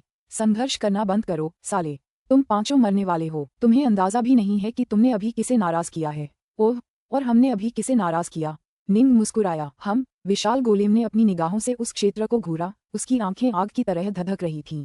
उसने ठहाका लगाया। कुछ बातें ऐसी होती हैं जिनके बारे में मैं कुछ नहीं कह सकता, लेकिन हालांकि तुम्हारे ये गोलेम मुझसे थोड़े ज्यादा ताकतवर हैं, पर इतने ज्यादा नहीं। अगर ये सब तुम्हारी मदद भी कर दें तो भी इस मुठभेड़ में तुम्हारे बचने की कोई उम्मीद नहीं है। तुम पलटवार भी नहीं कर पाओगे। निंग ठंडी हंसी। ओह, तो तुम अपने पीछे खड़े डाउलॉर्ड के बारे में बात कर रहे थे। तुम्हें जल्द ही पता चल जाएगा। विशाल गोलेम ने अपना मुंह बंद कर लिया और आगे कुछ नहीं बोला। कुछ राज ऐसे थे जिन्हें बताने की हिम्मत उसकी भी नहीं थी। इन मामलों में उसे बहुत पहले ही सख्त आदेश मिल चुके थे और एक गोलेम होने के नाते वह कभी भी दिए गए आदेशों का उल्लंघन नहीं करता था। निंग की चिंता और भी बढ़ गई। गोलेम के व्यवहार से लग रहा था कि उसे इस लड़ाई के नतीजे पर पूरा भरोसा है। क्यों? उसे इतना भरोसा किस बात ने दिलाया? क्या वे पांचों सचमुच यहीं मरने वाले थे? निंग को इतना डर नहीं था क्योंकि बाहरी दुनिया में उसका एक क्लोन था जो उसे अपना शरीर फिर से बनाने में मदद कर सकता था। हालांकि वह अपने शरीर में 6 अनंत हथियार, 4 शक्तिशाली गोलेम और दाव जल व दाव बिजली की 7 धारियां खो देता, फिर भी वह जिंदा रहता। यहाँ मरने की कीमत उसे बहुत भारी पड़ेगी, लेकिन जब तक वह जिंदा रहेगा भविष्य में और भी संभावनाएं हमेशा रहेंगी। लेकिन निंग को इस बात का जरा भी अंदाजा नहीं था कि ग्रेट जॉय, सोलविंड, स्काईफायर, ब्राइट शो और फायरसिज के बाहरी दुनिया में क्लोन हैं या नहीं। कुछ राज ऐसे थे जो आप दूसरों से पूछ या बता नहीं सकते थे। मंडप के भीतर हालांकि वे पांचों जानते थे कि स्थिति खतरनाक है, लेकिन उनके पास इससे बचने का कोई रास्ता नहीं था। उन्हें इसका सामना करना ही था। तोड़ो। उन पांचों ने एक बार फिर मिलकर मंडप के दूसरी ओर के पत्थर के दरवाजे को जोर से खोल दिया। गड़गड़ाहट। पत्थर के दरवाजे धीरे धीरे खुलने लगे। यह निंग और बाकी सबने गहरी सांसें लीं। यहाँ नफरत और आक्रोश का माहौल उस विशाल जेल के ऊपर की हवा से 1000 गुना ज्यादा रहा होगा। नफरत इतनी तीव्र थी कि वह एक गहरे हरे कुंड में बदल गई थी जो नफरत की 100 से ज्यादा धाराओं के भंवर में बह रहा था और एक बेहद खूबसूरत विशाल फूल के चारों ओर घूम रहा था। इस फूल में ढेर सारी काली पत्तियां थीं। निंग ने उन काली पत्तियों की संख्या ठीक 1000 गिनकर देखी और वे एक दूसरे के ऊपर एक अजीब, बुरे मगर खूबसूरत तरीके से लगी हुई थीं। पत्तों के ऊपर मन को मोह लेने वाली खूबसूरत पंखुड़ियां थीं। फूलों की पंखुड़ियां रंग बिरंगी थीं और मनमोहक सुगंध बिखेर रही थीं। उनकी सुंदरता वाकई अद्भुत थी और उनसे इंद्रधनुषी रोशनी की हल्की हल्की धाराएं निकल रही थीं। क्या इतनी नफरत इस फूल को पोषित करने के लिए थी? निंग और अन्य लोगों ने जब ये दृश्य देखा तो उनके दिल कांप उठे। घृणा की गहरी हरी धाराएं इस कुंड के चारों ओर केंद्रित होकर वास्तविक तरल रूप में संघनित हो गईं, जो फिर सैकड़ों धाराओं में विभाजित हो गईं, जिनका उपयोग अत्यंत विस्तृत तरीके से फूल को पोषण देने के लिए किया गया। एक प्रिज्मीय किलोलीफ फूल। हार्टलॉर्ड सोलविंड ने धीरे से ये शब्द बुदबुदाए। क्या उन फूलों की खेती असंभव नहीं है? मुझे लगता था कि ये केवल कुछ खास वातावरणों में ही प्राकृतिक रूप से उग सकते हैं। राजकुमार ग्रेटजॉय भी हैरान रह गए। निंग और बाकी सभी ने विस्मयकारी रूप से प्रसिद्ध प्रिज्मेटिक किलोलीफ फूलों के बारे में सुना था, जो पूरे अनंत प्रदेशों में जाने जाते थे। यह उन कई कीमती सामग्रियों में से एक था जिनकी जरूरत कुछ सचमुच शक्तिशाली जादुई खजानों को निखारने के लिए होती थी, और यह अविश्वसनीय रूप से कीमती था। एक फूल की कीमत लगभग 10 लाख क्यूब कैओस नेक्टर के बराबर होती। हालांकि निंग और बाकी लोगों की जानकारी के अनुसार ये फूल केवल प्राकृतिक वातावरण में ही उग सकते थे, लेकिन अब ऐसा लग रहा था जैसे कोई महान शक्ति थी जो इन्हें सचमुच उगा सकती थी। हाँ, यह एक प्रिज्मीय किलोलीफ फूल है। अचानक एक आवाज गूंजी। निंग और बाकी लोगों ने एक साथ सिर घुमाकर देखा। उन्होंने आसमान में धीरे धीरे एक गहरी रोशनी की लकीर देखी, जिससे एक अलौकिक आकृति प्रकट हुई, जो धीरे धीरे काले वस्त्र पहने डाउलॉर्ड में बदलने लगी। काले वस्त्र पहने डाउलॉर्ड उतरा और दूर की आंखों से प्रिज्मीय किलोलीफ फूल को घूरने लगा। फिर उसने मुड़कर उन पांचों को अपनी नजरों से देखा। तुम पांचों सिर्फ विश्व स्तर पर होने के बावजूद दूसरे चरण के डाउलॉर्ड्स की बराबरी कर सकते हो। मुझे लगता है कि तुम सबकी पृष्ठभूमि अद्भुत है। मेरे गुरु भी उस महाशक्ति को अपमानित करने को तैयार नहीं होंगे जो निस्संदेह तुम्हारे पीछे खड़ी है। निंग और बाकियों के दिल ठंडे पड़ गए। ये डाउलॉर्ड जितनी सहजता से बोलता, वे उतने ही घबरा जाते। इतनी सहजता से तो कोई ऐसा ही करेगा जिसके पास सत्ता का जबरदस्त दबदबा हो। अगर ऐसा है तो आप हमें जाने क्यों नहीं देते, सीनियर? हम तुरंत शपथ ले सकते हैं कि पवित्र अमर लोक के बारे में कोई भी जानकारी किसी को नहीं बताएंगे, सोलविंड ने कहा। क्या तुमने ध्यान नहीं दिया? जब से तुम पवित्र अमर लोक में आए हो, बाहरी दुनिया से तुम्हारे सारे संबंध पूरी तरह से टूट गए हैं। काले वस्त्र पहने डाउलॉर्ड ने उत्सुकता से उनकी ओर देखा। हमने इस लोक को बाकी ब्रह्मांड से अलग करने वाली संरचना इसलिए बनाई थी ताकि कोई भी इसके बारे में जानकारी लीक न कर सके। और अब जब तुमने प्रिज्मीय किलोलीफ फूल देख लिया है, तो क्या तुम्हें पता नहीं कि तुमने किसे नाराज कर दिया है? निंग और बाकी लोगों की आंखें झपक गईं। उन्हें सचमुच कुछ पता नहीं था, क्योंकि वे इस ब्रह्मांड से नहीं थे। तुम्हारी अद्भुत प्रतिभा को देखते हुए तुम्हारे पीछे का संप्रदाय भी अविश्वसनीय रूप से शक्तिशाली होना चाहिए। मुझे लगता है कि तुम्हारे संप्रदाय ने तुम्हें विनाश के चच के सबसे शक्तिशाली सदस्यों के बारे में बताया होगा। काले वस्त्रधारी डाउलॉर्ड हैरान था। पूरे ब्रह्मांड में इन प्रिज्मीय किलोलीफ फूलों को उगाने वाला एकमात्र व्यक्ति मेरा स्वामी सम्राट ट्रिसिलक है। क्या तुम्हें कुछ नहीं पता? पुस्तक 28 अध्याय 14 चुनने के लिए 2 विकल्प। जी निंग और अन्य लोगों ने एक दूसरे को देखा। उनके दिल कांप रहे थे। सम्राट ट्रिसिलक। स्वाभाविक रूप से उन्होंने इस सम्राट ट्रिसिलक के बारे में पहले कभी नहीं सुना था, लेकिन एक मूर्ख भी समझ सकता था कि वह एक शाश्वत सम्राट होना चाहिए। और माना जाता है कि वह इस काले वस्त्रधारी दावलॉर्ड का स्वामी था और इस पूरे वैकल्पिक ब्रह्मांड में एकमात्र व्यक्ति था जो प्रिज्मियर किलोलीफ फूल लगा सकता था। स्पष्ट रूप से वह न केवल एक शाश्वत सम्राट था बल्कि एक अविश्वसनीय सम्राट था। हम पांचों बस आर्कियस क्षेत्र की यात्रा करना चाहते थे। आखिर हम एक शाश्वत सम्राट से कैसे टकरा गए? जब काले वस्त्र पहने दावलॉर्ड ने देखा कि निंग और बाकी सभी के चेहरे पीले पड़ गए हैं तो वह हंसे बिना नहीं रह सका। लगता है अब तुम्हें समझ आ गया है। तो क्या हुआ अगर वो एक शाश्वत सम्राट है? मेरे स्वामी शाश्वत सम्राटों को हाथ फेरने जितनी आसानी से मार देते हैं, राजकुमार ग्रेटजॉय ने ठंडे स्वर में कहा। बेहतर होगा कि आप हमें जाने दें, वरना मेरे स्वामी की क्षमताओं को देखते हुए वो जरूर पता लगा लेंगे कि हमें किसने मारा, भले ही ये उनके लिए थोड़ा मुश्किल हो। सिर्फ आप ही नहीं, सम्राट ट्रिसिलक भी स्वामी के क्रोध का सामना नहीं कर पाएंगे। मुझे धमकाने की कोई जरूरत नहीं है। काले वस्त्रधारी दावलॉर्ड मुस्कुराया। तुम पांचों विश्व स्तर के हो, लेकिन इतने प्रतिभाशाली हो कि दूसरे चरण के दावलॉर्ड से मुकाबला कर सको। मेरे गुरु के पास भी ऐसे 5 प्रतिभाशाली शिष्य नहीं हैं। मुझे लगता है कि चर्च ऑफ एनिहिलेशन के 16 स्टाकिंग्स में से एक तुम पांचों के पीछे खड़ा है। क्या मैं सही हूँ? निंग और अन्य लोग दंग रह गए। वे विनाश के चर्च के बारे में थोड़ा बहुत जानते थे। विनाश के चर्च का सबसे प्रतिष्ठित सदस्य निस्संदेह उसका महान नेता था। उनका नेता वह व्यक्ति था जिसने इस पूरे वैकल्पिक ब्रह्मांड को एकीकृत किया था, और वह इतना शक्तिशाली था कि लगभग सर्वशक्तिमान था। बहुत संभव है कि सर्वशक्तिमान हिगेमॉन भी उसका मुकाबला न कर सके। नेता के बाद दूसरे स्थान पर 16 स्टाकिंग थे। स्टाकिंग्स के नीचे शक्तिशाली पैलाडन्स थे। इस वैकल्पिक ब्रह्मांड में प्रवेश करने पर निंग के समूह का सामना जिस 9 गॉडेस्टास संप्रदाय से हुआ था, उसके संगठन में केवल एक ही पैलाडिन था। सामान्यतः साधारण वर्ग स्तर के दावलॉर्ड्स पैलाडिन के पद के योग्य नहीं थे। केवल अद्भुत रूप से शक्तिशाली दावलॉर्ड्स अनंत सम्राटों के साथ ही पैलाडिन कहलाने के योग्य थे। जैसा कि मैंने कुछ देर पहले कहा था, मेरे गुरु भी तुम पांचों के पीछे खड़े व्यक्ति को नाराज नहीं करना चाहेंगे। काश पवित्र अमर लोक में घुसने की गलती तुम्हारी अपनी थी। अब इससे कोई फर्क नहीं पड़ता कि तुम्हारे पीछे खड़ा व्यक्ति कितना शक्तिशाली है। काले वस्त्र पहने दावलॉर्ड हंसा। तुम्हारे स्कूल और गुरु को तुम्हारा पता लगाने से रोकने के लिए जैसे ही तुम मेरी संपत्ति में दाखिल हुए, मैंने अपने अधीनस्थों को नश्वर लोक को इस पवित्र अमर लोक से जोड़ने वाले स्पेस टाइम ट्रांसफर अरेज को नष्ट करने के लिए भेज दिया। निंग और अन्य लोग दंग रह गए। आज के बाद वह नश्वर लोक हमारी इस दुनिया से अलग रहेगा। काले वस्त्र पहने दावलॉर्ड ने आह भरी। तुम पांचों की वजह से मुझे एक बड़े महाद्वीप का बलिदान देना पड़ा। काश मुझे ये सुनिश्चित करना पड़ता कि तुम्हारे स्कूल के पास तुम्हें यहाँ ढूंढने और यहाँ मुझ पर हमला करने का कोई रास्ता न हो। मैंने तुम्हारे जाने के सारे निशान तुरंत मिटा देने का फैसला किया है। यदि नश्वर क्षेत्र और पवित्र अमर क्षेत्र के बीच स्पेस टाइम ट्रांसफर एरे को नष्ट कर दिया गया तो भले ही कोई प्रमुख शक्ति निंग के समूह को नश्वर क्षेत्र तक ट्रैक करने में कामयाब हो जाए, लेकिन उसके लिए ये पता लगाने का कोई तरीका नहीं होगा कि पवित्र अमर क्षेत्र कहाँ स्थित है। बाहरी दुनिया में इस पवित्र अमर लोक के अस्तित्व को जानने वाला एकमात्र व्यक्ति मेरा स्वामी है। काले वस्त्रधारी दावलॉर्ड ठंडे स्वर में मुस्कुराया। जहाँ तक मेरी बात है, मुझे इस स्थान पर स्थायी रूप से नियुक्त किया गया है। स्वामी की अनुमति के बिना मुझे भी यहाँ से जाने की अनुमति नहीं दी जाएगी। जहाँ तक इस लोक को घेरने वाली संरचना का प्रश्न है, मेरे स्वामी ने ही इसे स्वयं स्थापित किया था। ये सुनिश्चित करता है कि यह लोक बाकी दुनिया से पूरी तरह अलग हो। भले ही बाहर तुम्हारे और भी क्लोन हो, फिर भी तुम यह नहीं जान पाओगे कि यह लोक कहाँ है। इस तरह किसी को पता नहीं चलेगा कि तुम यहाँ हो और कोई तुम्हें ढूंढ भी नहीं पाएगा। और जवाबी हमले की बात, मेरे गुरु ने खुद इस संरचना को स्थापित किया है और मैं ही एकमात्र व्यक्ति हूँ जो इसकी शक्ति का पूरा इस्तेमाल कर सकता हूँ। यहाँ तक कि एक वर्ग स्तर का दावलॉर्ड भी जो ठोकर खाकर यहाँ आ जाए, मेरा मुकाबला नहीं कर सकता। काले वस्त्र पहने दावलॉर्ड ने अपनी नजरों से उन पांचों को घूरा। हालांकि मैंने तुम्हें बचने का एक रास्ता देने का फैसला किया है, जीवित रहने का कोई रास्ता। निंग और बाकी लोग काले वस्त्र पहने दावलॉर्ड को घूर रहे थे। उन्हें बहुत पहले ही अंदाजा हो गया था कि दावलॉर्ड के कुछ छिपे हुए इरादे हैं, इसीलिए वह उनसे इतनी देर तक बात कर रहा था। अगर वह सचमुच उन्हें मारना चाहता तो बहुत पहले ही मार चुका होता। उसने उन्हें पहले प्रिज्मियर किलोलीफ फूल क्यों दिखाया और यह जानकर कि उन्होंने सम्राट ट्रिसिलक के विरुद्ध अपराध किया है, उन्हें निराश क्यों किया। यदि वे सचमुच इस ब्रह्मांड से संबंधित प्रतिभाशाली लोग होते तो संभवतः सम्राट ट्रिसिलक का नाम सुनकर उन्हें निराशा होती। सम्राट ट्रिसिलक एक सच्चा दानव था जिसने घोर पाप किए थे और प्रिज्मियर किलोलीफ फूलों को पोषित करने के लिए अपार घृणा का उपयोग करना उसका ही विचार था। जरा सोचिए कि वह पाप करने में कितना कुशल था और घृणा में कितना डूबा हुआ था कि वह उसे इतनी कुशलता से नियंत्रित कर सकता था। एक ऐसे व्यक्ति के रूप में जिसने अनेक पाप किए थे, उसने अपने जीवन में कई प्रमुख शक्तियों को नाराज किया था और फिर भी वह अभी भी जीवित था। हालांकि वह केवल विनाश के चच का एक योद्धा था, वह वास्तव में जीवित रहने में कुशल था।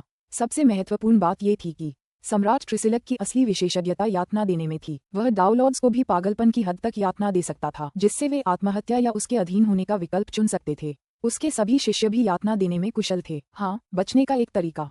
अगर तुम हमेशा के लिए मेरी सेवा करने और मेरे आदेशों का पालन करने की आजीवन शपथ लेने को तैयार हो तो मैं तुम्हें छोड़ दूंगा। काले वस्त्रधारी दावलॉर्ड ने निंग के समूह को घूरा, उसकी आंखें चमक रही थीं। वे पांचों अत्यंत प्रतिभाशाली साधक थे जो जब चाहें दावलॉर्ड बन सकते थे। एक बार दावलॉर्ड बन जाने के बाद उनकी भविष्य की संभावनाएं असीम होंगी। ये पूरी तरह संभव था कि वे पांचों काले वस्त्रधारी दावलॉर्ड से भी ज्यादा शक्तिशाली हो जाएं। और अगर दावलॉर्ड बनने के बाद वह उन्हें खनिक के रूप में अपने यहाँ काम करने देता तो वे निश्चित रूप से धालधारी गोलेम से कहीं ज्यादा प्रभावी होते। उसके मालिक ने उसे सख्त आदेश दिए थे, ये सच है, लेकिन ये किसी भी राज के उजागर होने से रोकने के लिए था। अगर ये पांचों उसके गुलाम बनने की जिंदगी भर की कसम खा लेते तो स्वाभाविक रूप से किसी भी चीज के गलत होने की कोई संभावना नहीं थी। और भी अच्छी बात ये थी कि इन अतिरिक्त अधीनस्थों की मदद से वह इस जगह की खुदाई में अपना काम बहुत तेजी से पूरा कर पाता और इस तरह उसे यहाँ रहने की जरूरत नहीं पड़ती। गुलाम बन जाओ। पांचों के चेहरे तनावग्रस्त हो गए। असंभव, सोलविंड गुस्से से चिल्लाया। कुछ भी असंभव नहीं है। काले वस्त्र पहने दावलॉर्ड हंसा।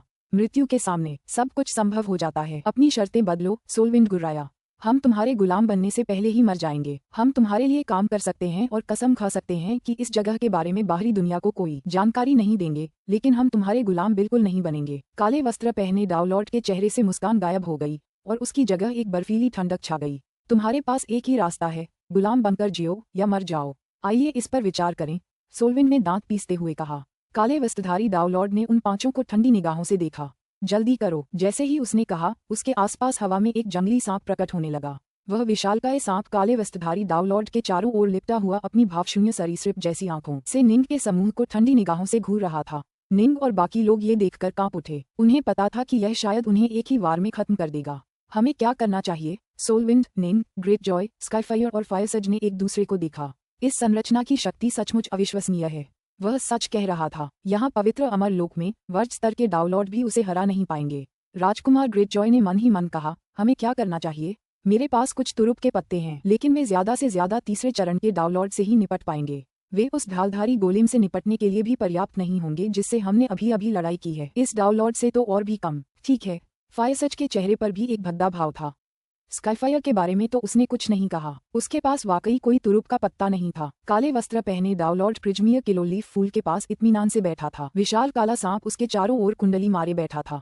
उसने धीरे से कहा, मुझे अपनी पसंद बताओ। तुम जीवन चुनते हो या मृत्यु? जीवन। अचानक एक आवाज गूंजी। काले वस्त्र पहने दावलॉर्ड ने वक्ता की ओर देखते हुए मुस्कुरा दिया। जहाँ तक निंग का सवाल है, वह और 3 अन्य लोग भी आश्चर्य से वक्ता को देख रहे थे। ये हार्टलॉर्ड सोलविंड था। हार्टलॉर्ड सोलविंड ने अपने हाथों में एक अजीब सा दिखने वाला जेड पेंडेंट तोड़ दिया था, जिसके कारण भयानक शक्ति का एक रहस्यमय उभार नीचे उतर आया था। वूश। वह निराकार था, रंगहीन, आकारहीन। निंग और बाकी लोग इसे न तो देख पाए और न ही महसूस कर पाए। उन्हें बस इतना ही एहसास हुआ कि कुछ बेहद भयानक सा आ गया है, मानो किसी चीज की एक लहर उन पर टूट पड़ी हो। काले वस्त्र पहने दावलॉर्ड की मुस्कान रूखी हो गई और उसकी आंखों में घोर भय का भाव उभर आया। उसने मुंह खोला मानो कुछ कहने ही वाला हो, लेकिन तभी उसके शरीर से जीवन का सारा नामोनिशान मिट गया। बस उसकी लाश बची थी और उसमें अब जीवन का नामोनिशान नहीं था। और उस भयानक सर्प का क्या, जो उस रचना की शक्ति से बना था?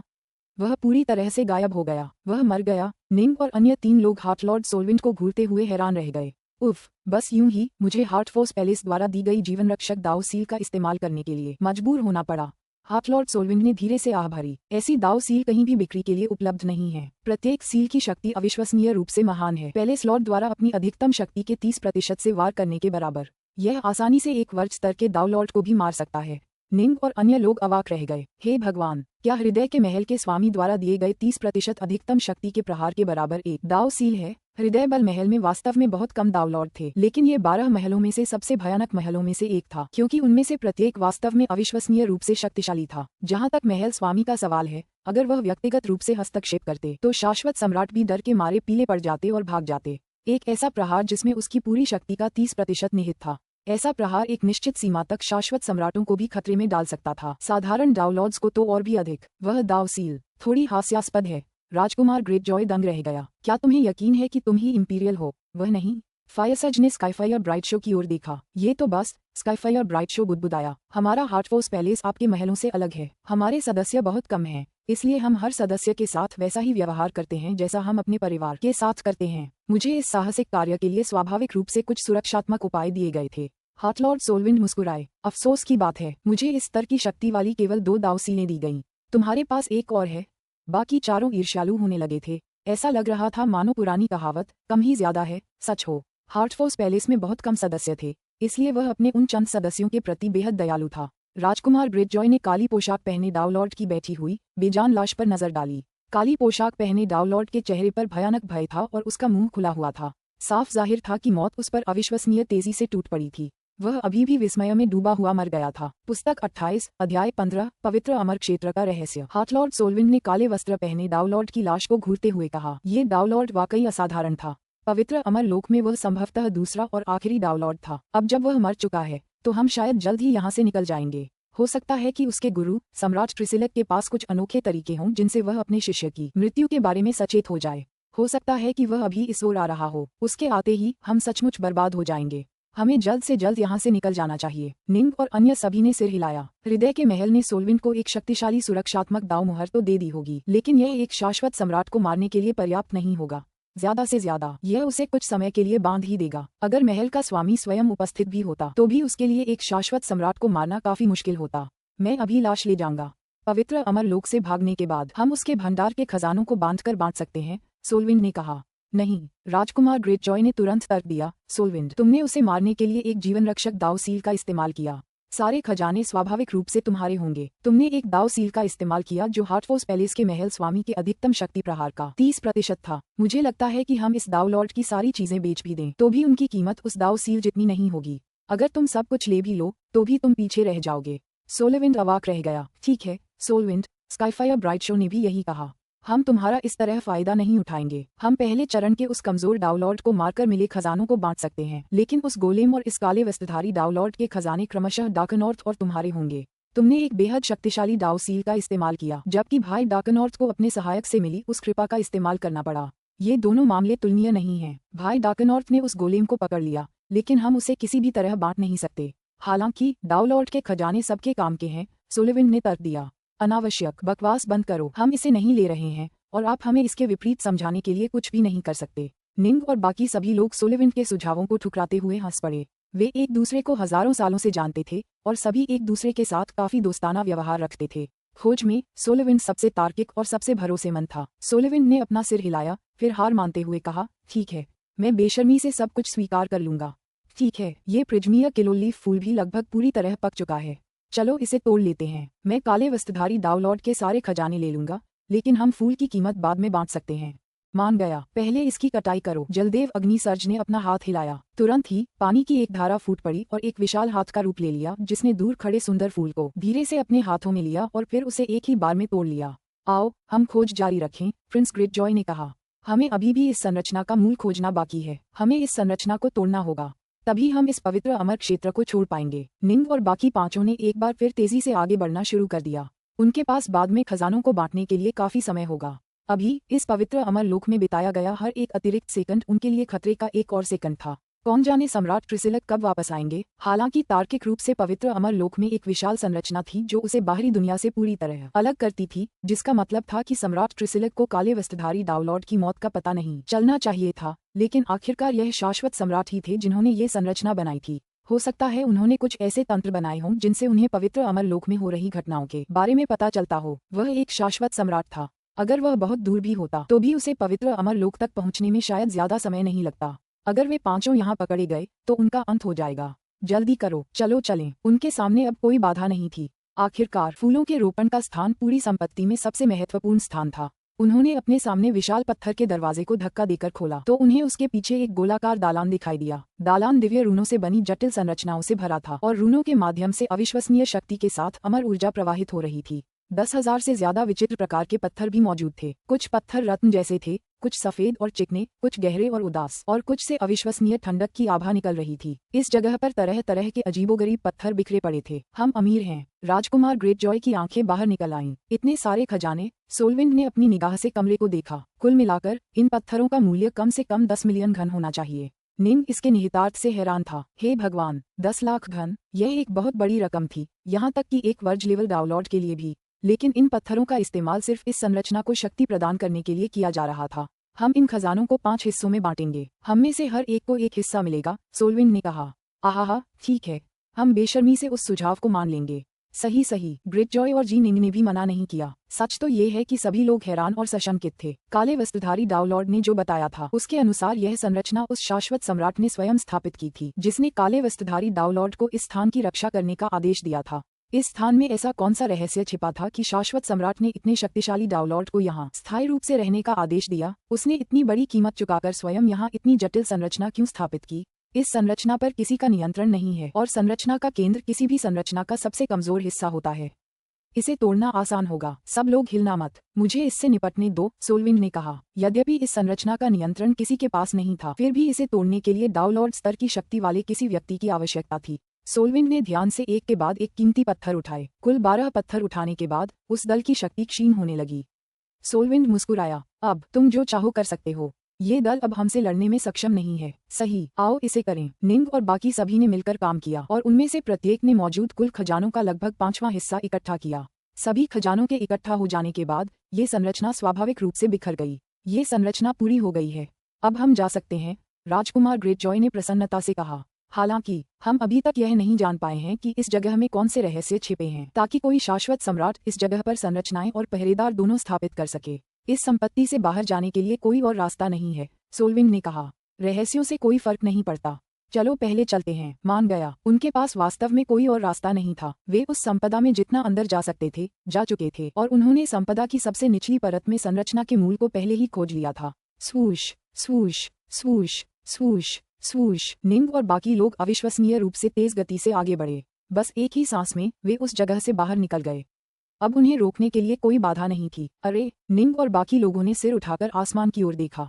उनके चेहरे पीले पड़ गए। अच्छा नहीं, सभी चौंक गए। पूरे पवित्र अमरलोक को घेरे हुए संरचना अवरोध पहले ही टूट चुका था और उसके पार की दुनिया प्रकट हो चुकी थी। पवित्र अमरलोक के बाहर धधकती उमड़ती ऊर्जा का एक अंतहीन सागर था। वहाँ विशाल धधकते पत्थर भी थे जो आकाश में उड़ रहे थे। संक्षेप में, यह आग का एक सर्वनाशकारी नरक था। इस अवरोध ने बाहरी दुनिया को पूरी तरह से अवरुद्ध कर दिया था, लेकिन इसने पवित्र अमर क्षेत्र की भी रक्षा की थी। अब जब ये संरचना नष्ट हो गई थी तो पवित्र अमर क्षेत्र की सीमाएं वास्तव में ढहने लगीं, क्योंकि उसके चारों ओर नरक की धधकती लपटें नीचे गिर रही थीं। पवित्र अमर क्षेत्र टूटने वाला है। आइए हम उन नश्वर लोगों की मदद करें। निंग और बाकी लोग तुरंत समझ गए कि पवित्र अमर लोक को बचाना उनके लिए संभव नहीं था।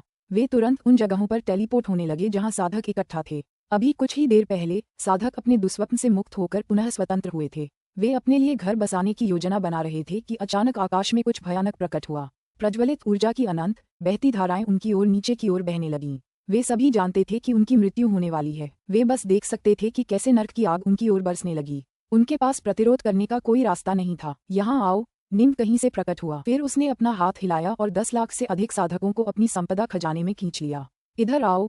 हाथलॉर्ड सोलविंड दुनिया के दूसरे हिस्से में प्रकट हुए और पूरी तरह से भयभीत और निराश साधकों को बचाया। केवल 2 सांसों के समय में पूरे महाद्वीप के सभी साधकों को निंग के 5 लोगों के समूह द्वारा बचा लिया गया था। गड़गड़ाहट, आग की धधकती धाराएं और धधकते हुए पत्थर नीचे की ओर टूट रहे थे। हर बार जब वे पवित्र अमर राज्य से टकराते तो पूरा महाद्वीप कांप उठता और हिल जाता। पूरा महाद्वीप टूटने और कई टुकड़ों में बिखरने लगा। वह पूरी तरह से बिखर रहा था। निंग और बाकी सभी असाधारण रूप से शक्तिशाली थे। प्रलयकारी ज्वालाओं की शक्ति इस राज्य को नष्ट करने के लिए पर्याप्त थी, लेकिन उन्हें नुकसान पहुंचाने के लिए पर्याप्त नहीं थी। वे बस हवा में खड़े रहे, चारों ओर 10,000 किलोमीटर तक फैले यिन यांग तलवार क्षेत्र से घिरे हुए। जैसे ही वे समूह के पास पहुंचे, ऊर्जा की धधकती धाराएं और जलते हुए पत्थर तुरंत नष्ट हो गए। महाद्वीप खत्म हो गया है। नश्वर साधकों को बचाने के बाद निंग और अन्य लोग बस देखते रहे और आहें भरते रहे। जल्दी करो, वहाँ। राजकुमार ग्रेटजॉय का चेहरा बदल गया जब उन्होंने डाउलॉर्ड की संपत्ति के एक हिस्से की ओर इशारा किया। अब जबकि पूरा महाद्वीप टूट चुका था, वे कुछ ऐसा देख पा रहे थे जो महाद्वीप के सबसे निचले हिस्से में छिपा हुआ था। वहाँ वे एक विशाल उड़ता हुआ पर्वत देख सकते थे जो आग की चट्टानों से बना था। पर्वत की चोटी लगभग 10 लाख किलोमीटर लंबी थी और उस पर अजीबोगरीब अंतरिक्षीय लहरें थीं।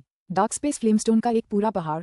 निंग और अन्य लोग पूरी तरह से स्तब्ध रह गए। पुस्तक 28, अध्याय 16, सम्राट ट्रिसल। स्वूश स्वूश स्वूश स्वूश स्वूश। जी निंग और बाकी 5 तुरंत उस लाल लाल पहाड़ के करीब पहुंच गए। पूरा स्थान ऊर्जा की प्रज्वलित धाराओं से भरा हुआ था, लेकिन वे निंग और अन्य लोगों के लिए उतने खतरनाक नहीं थे जितने कि नश्वर क्षेत्र के आसपास के अंतरिक्षीय तूफान थे। कठोर वातावरण के बावजूद निंग और अन्य लोग यहाँ अंतरिक्षीय टेलीपोर्टेशन में संलग्न होने में सक्षम थे। क्या मैं ये देख रहा हूँ? क्या ये सचमुच डार्कस्पेस फ्लेमस्टोन का एक पूरा पहाड़ है? प्रिंस ग्रेटजॉय ने अपना सिर उठाकर उस विशाल पहाड़ को घूरा। अपनी सामान्य शांति बनाए नहीं रख पा रहे थे। उनके चेहरे पर एक स्तब्ध भाव था। क्या मैं सो रहा हूँ? क्या मैं सपना देख रहा हूँ? एक पूरा पहाड़ पूरी तरह से डार्कस्पेस फ्लेमस्टोन से बना। सोलविंड भी हक्का बक्का था। मेरे हिसाब से उस पहाड़ के हर 10,000 किलोग्राम को 1 किलोग्राम शुद्ध डार्कस्पेस फ्लेमस्टोन में बदला जा सकता है। निंग मन ही मन बुदबुदाया। पूरा पहाड़ 10 लाख किलोमीटर से भी ज्यादा फैला हुआ है। ये कितना डार्कस्पेस फ्लेमस्टोन है? इसकी कीमत कितनी है? मैं हिसाब भी नहीं लगा सकता। पागल, बिल्कुल पागल। फायरसेज और स्काईफायर दोनों भी दंग रह गए। यह एक अत्यंत मूल्यवान खजाना था जिसके लिए शाश्वत सम्राट पागल हो जाते थे। डार्क स्पेस फ्लेमस्टोन एक अत्यंत मूल्यवान खनिज था जिसका उपयोग कई अलग अलग तरीकों से किया जा सकता था। इसका उपयोग गोलेम और जादुई खजाने बनाने के लिए किया जा सकता था और यहाँ तक कि कुछ गुप्त कलाएं और दिव्य क्षमताएं भी थीं जिनका उपयोग किया जाता था। आमतौर पर इसे कुछ विशिष्ट वातावरणों में खोजा जा सकता था, लेकिन आमतौर पर यह मीटर के आकार या उससे भी कम मात्रा में पाया जाता था। एक पूरा पहाड़ जो 10 लाख किलोमीटर से भी बड़ा था। ये सचमुच डार्क स्पेस फ्लेमस्टोन की खदान थी। दरअसल निंग और बाकी लोगों को शक था कि यह इस पूरे वैकल्पिक ब्रह्मांड में डार्क स्पेस फ्लेमस्टोन का सबसे बड़ा भंडार है, लेकिन जाहिर है आदिकालीन अराजकता ने अक्सर कई तरह के अनोखे खजानों को जन्म दिया। अंतहीन प्रदेशों में ब्राइट शो साम्राज्य ने हाइड्रैगन पर्वत पर एकमात्र स्वामित्व प्राप्त कर लिया था। हालांकि अयस्क की गुणवत्ता यहाँ के डार्क स्पेस फ्लेमस्टोन से कमतर थी, फिर भी उसके पास मौजूद अयस्क की कुल मात्रा लाखों गुना ज्यादा थी, जिससे हाइड्रैगन पर्वत इस पर्वत से कहीं ज्यादा मूल्यवान हो गया था। फिर भी चाहे जो भी हो, यह एक विशाल पर्वत था जिसमें 10 लाख किलोमीटर से भी ज्यादा डार्क स्पेस फ्लेमस्टोन था। ज्यादा संभावना यही थी कि केवल हेगेमॉन स्तर के लोग ही ऐसी जगह के मालिक होने के योग्य होते, बिना इस डर के कि दूसरे लोग इसे हथियाने की कोशिश करेंगे। आमतौर पर जिन शाश्वत सम्राटों ने ऐसी दौलत खोजी, वे गुप्त रूप से खनन करते थे। वे इतने शक्तिशाली नहीं थे कि खुलेआम ऐसी दौलत पर अपना एकमात्र स्वामित्व जता सकें। कोई आश्चर्य नहीं कि सम्राट ट्रिसिलक ने अपने शिष्य को इस जगह पर पहरा देने के लिए भेजा। सोलविंड बुदबुदाया। कोई आश्चर्य नहीं कि वह हम पर हमला करने को तैयार था, जबकि वह जानता था कि हम सबकी पृष्ठभूमि असाधारण है। वे सचमुच इस पहाड़ का रहस्य उजागर होने का जोखिम नहीं उठा सकते। धमाक धमाक धमाक, एक गहरी आवाज गूंजी। स्काईफायर ब्राइट शो ने एक कुल्हाड़ी के आकार का खजाना उठाया था और उससे अपने सामने वाले पहाड़ को काट रहा था। अफसोस, वह उस जलते हुए अयस्क पर बस कुछ सफेद निशान ही छोड़ पाया। इसे अलग नहीं किया जा सकता। स्काईफायर ने कुछ बार पलकें झपकाईं और धीरे से खुद से कहा, उठो दोस्तों, उठो। जब निंग ने स्काईफायर को ये शब्द बुदबुदाते सुना तो वह कांप उठा और फिर उन्हें पुकारने लगा। बाकी 4 लोग निंग को घूर रहे थे। दिवास्वप्न देखना बंद करो। ये तो डार्क स्पेस फ्लेमस्टोन का एक पूरा पहाड़ है, हम इसे काट भी नहीं सकते, खनन तो दूर की बात है। निंग ने अपना सिर हिलाया। मुझे लगता है कि केवल तीसरे चरण के डाउनलॉर्ड ही इतने शक्तिशाली होंगे कि मुश्किल से थोड़ा सा अयस्क निकाल सकें, और वह भी बहुत धीमी गति से। ये पूरा पहाड़ 10 लाख किलोमीटर बड़ा है और इसे टेलीपोर्ट करने का हमारे पास कोई रास्ता नहीं है। हम कुछ भी नहीं कर सकते। सब समझ गए थे, अब वे कुछ नहीं कर सकते थे। उनकी तो बात ही छोड़िए, शाश्वत सम्राट या सर्वशक्तिमान हेगेमॉन भी कीमती खनिजों के इतने विशाल पर्वत का कुछ नहीं बिगाड़ पाएंगे। इसलिए सम्राट ट्रिसिलक ने एक शक्तिशाली डाउलॉर्ड और गोलेम को यहाँ भेजकर धीरे धीरे अयस्क का खनन करने का निश्चय किया था। अयस्क का हर एक टुकड़ा एक अनमोल खजाना था। लाखों किलोमीटर आकार का अयस्क का पहाड़ स्वाभाविक रूप से कुछ रहस्यमय शक्तियों से भरा हुआ था। दरअसल इस पूरे वैकल्पिक ब्रह्मांड के कुछ प्रमुख तत्वों द्वारा इसे और मजबूत किया जा रहा था। अगर आप इसे बस कुछ किलोमीटर आगे बढ़ाना चाहते तो शायद इस पूरे वैकल्पिक ब्रह्मांड में बहुत कम ही ऐसे लोग होंगे जो ऐसा कर पाएं। इसे किसी संपदा लोक में संग्रहित करना बिल्कुल असंभव। हाइड्रैगन पर्वत के बारे में सोचिए। सर्वशक्तिमान हेगेमॉन स्पेस टाइम के दांव में अविश्वसनीय रूप से कुशल था, लेकिन उसे भी अयस्क को धीरे धीरे निकालने के लिए अपने अधीनस्थों को भेजने के लिए मजबूर होना पड़ा। हमें क्या करना चाहिए? स्काईफायर ब्राइट शो ने निंग और अन्य तीनों को घूर कर देखा। हम सिर्फ देख सकते हैं, छू नहीं सकते।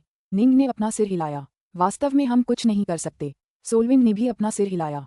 हम बस घूर सकते हैं और लार टपका सकते हैं। फायरसेज ने अपने होंठ चाटे। प्रिंस ग्रेटजॉय ने कहा, कम से कम हमें अयस्क का ऐसा पहाड़ देखने का मौका तो मिला। वे पांचों बस उस पहाड़ को घूर रहे थे। उनकी निगाहें वासना से धधक रही थीं। वे 5 साधारण मनुष्यों की तरह थे जिनका सामना एक विशाल पहाड़ से हुआ था जो पूरी तरह से सोने से बना था। हालांकि उसे हिलाना संभव नहीं था, फिर भी उसे घूरना एक अद्भुत अनुभव था। चलो चलें, ग्रेटजॉय ने कहा।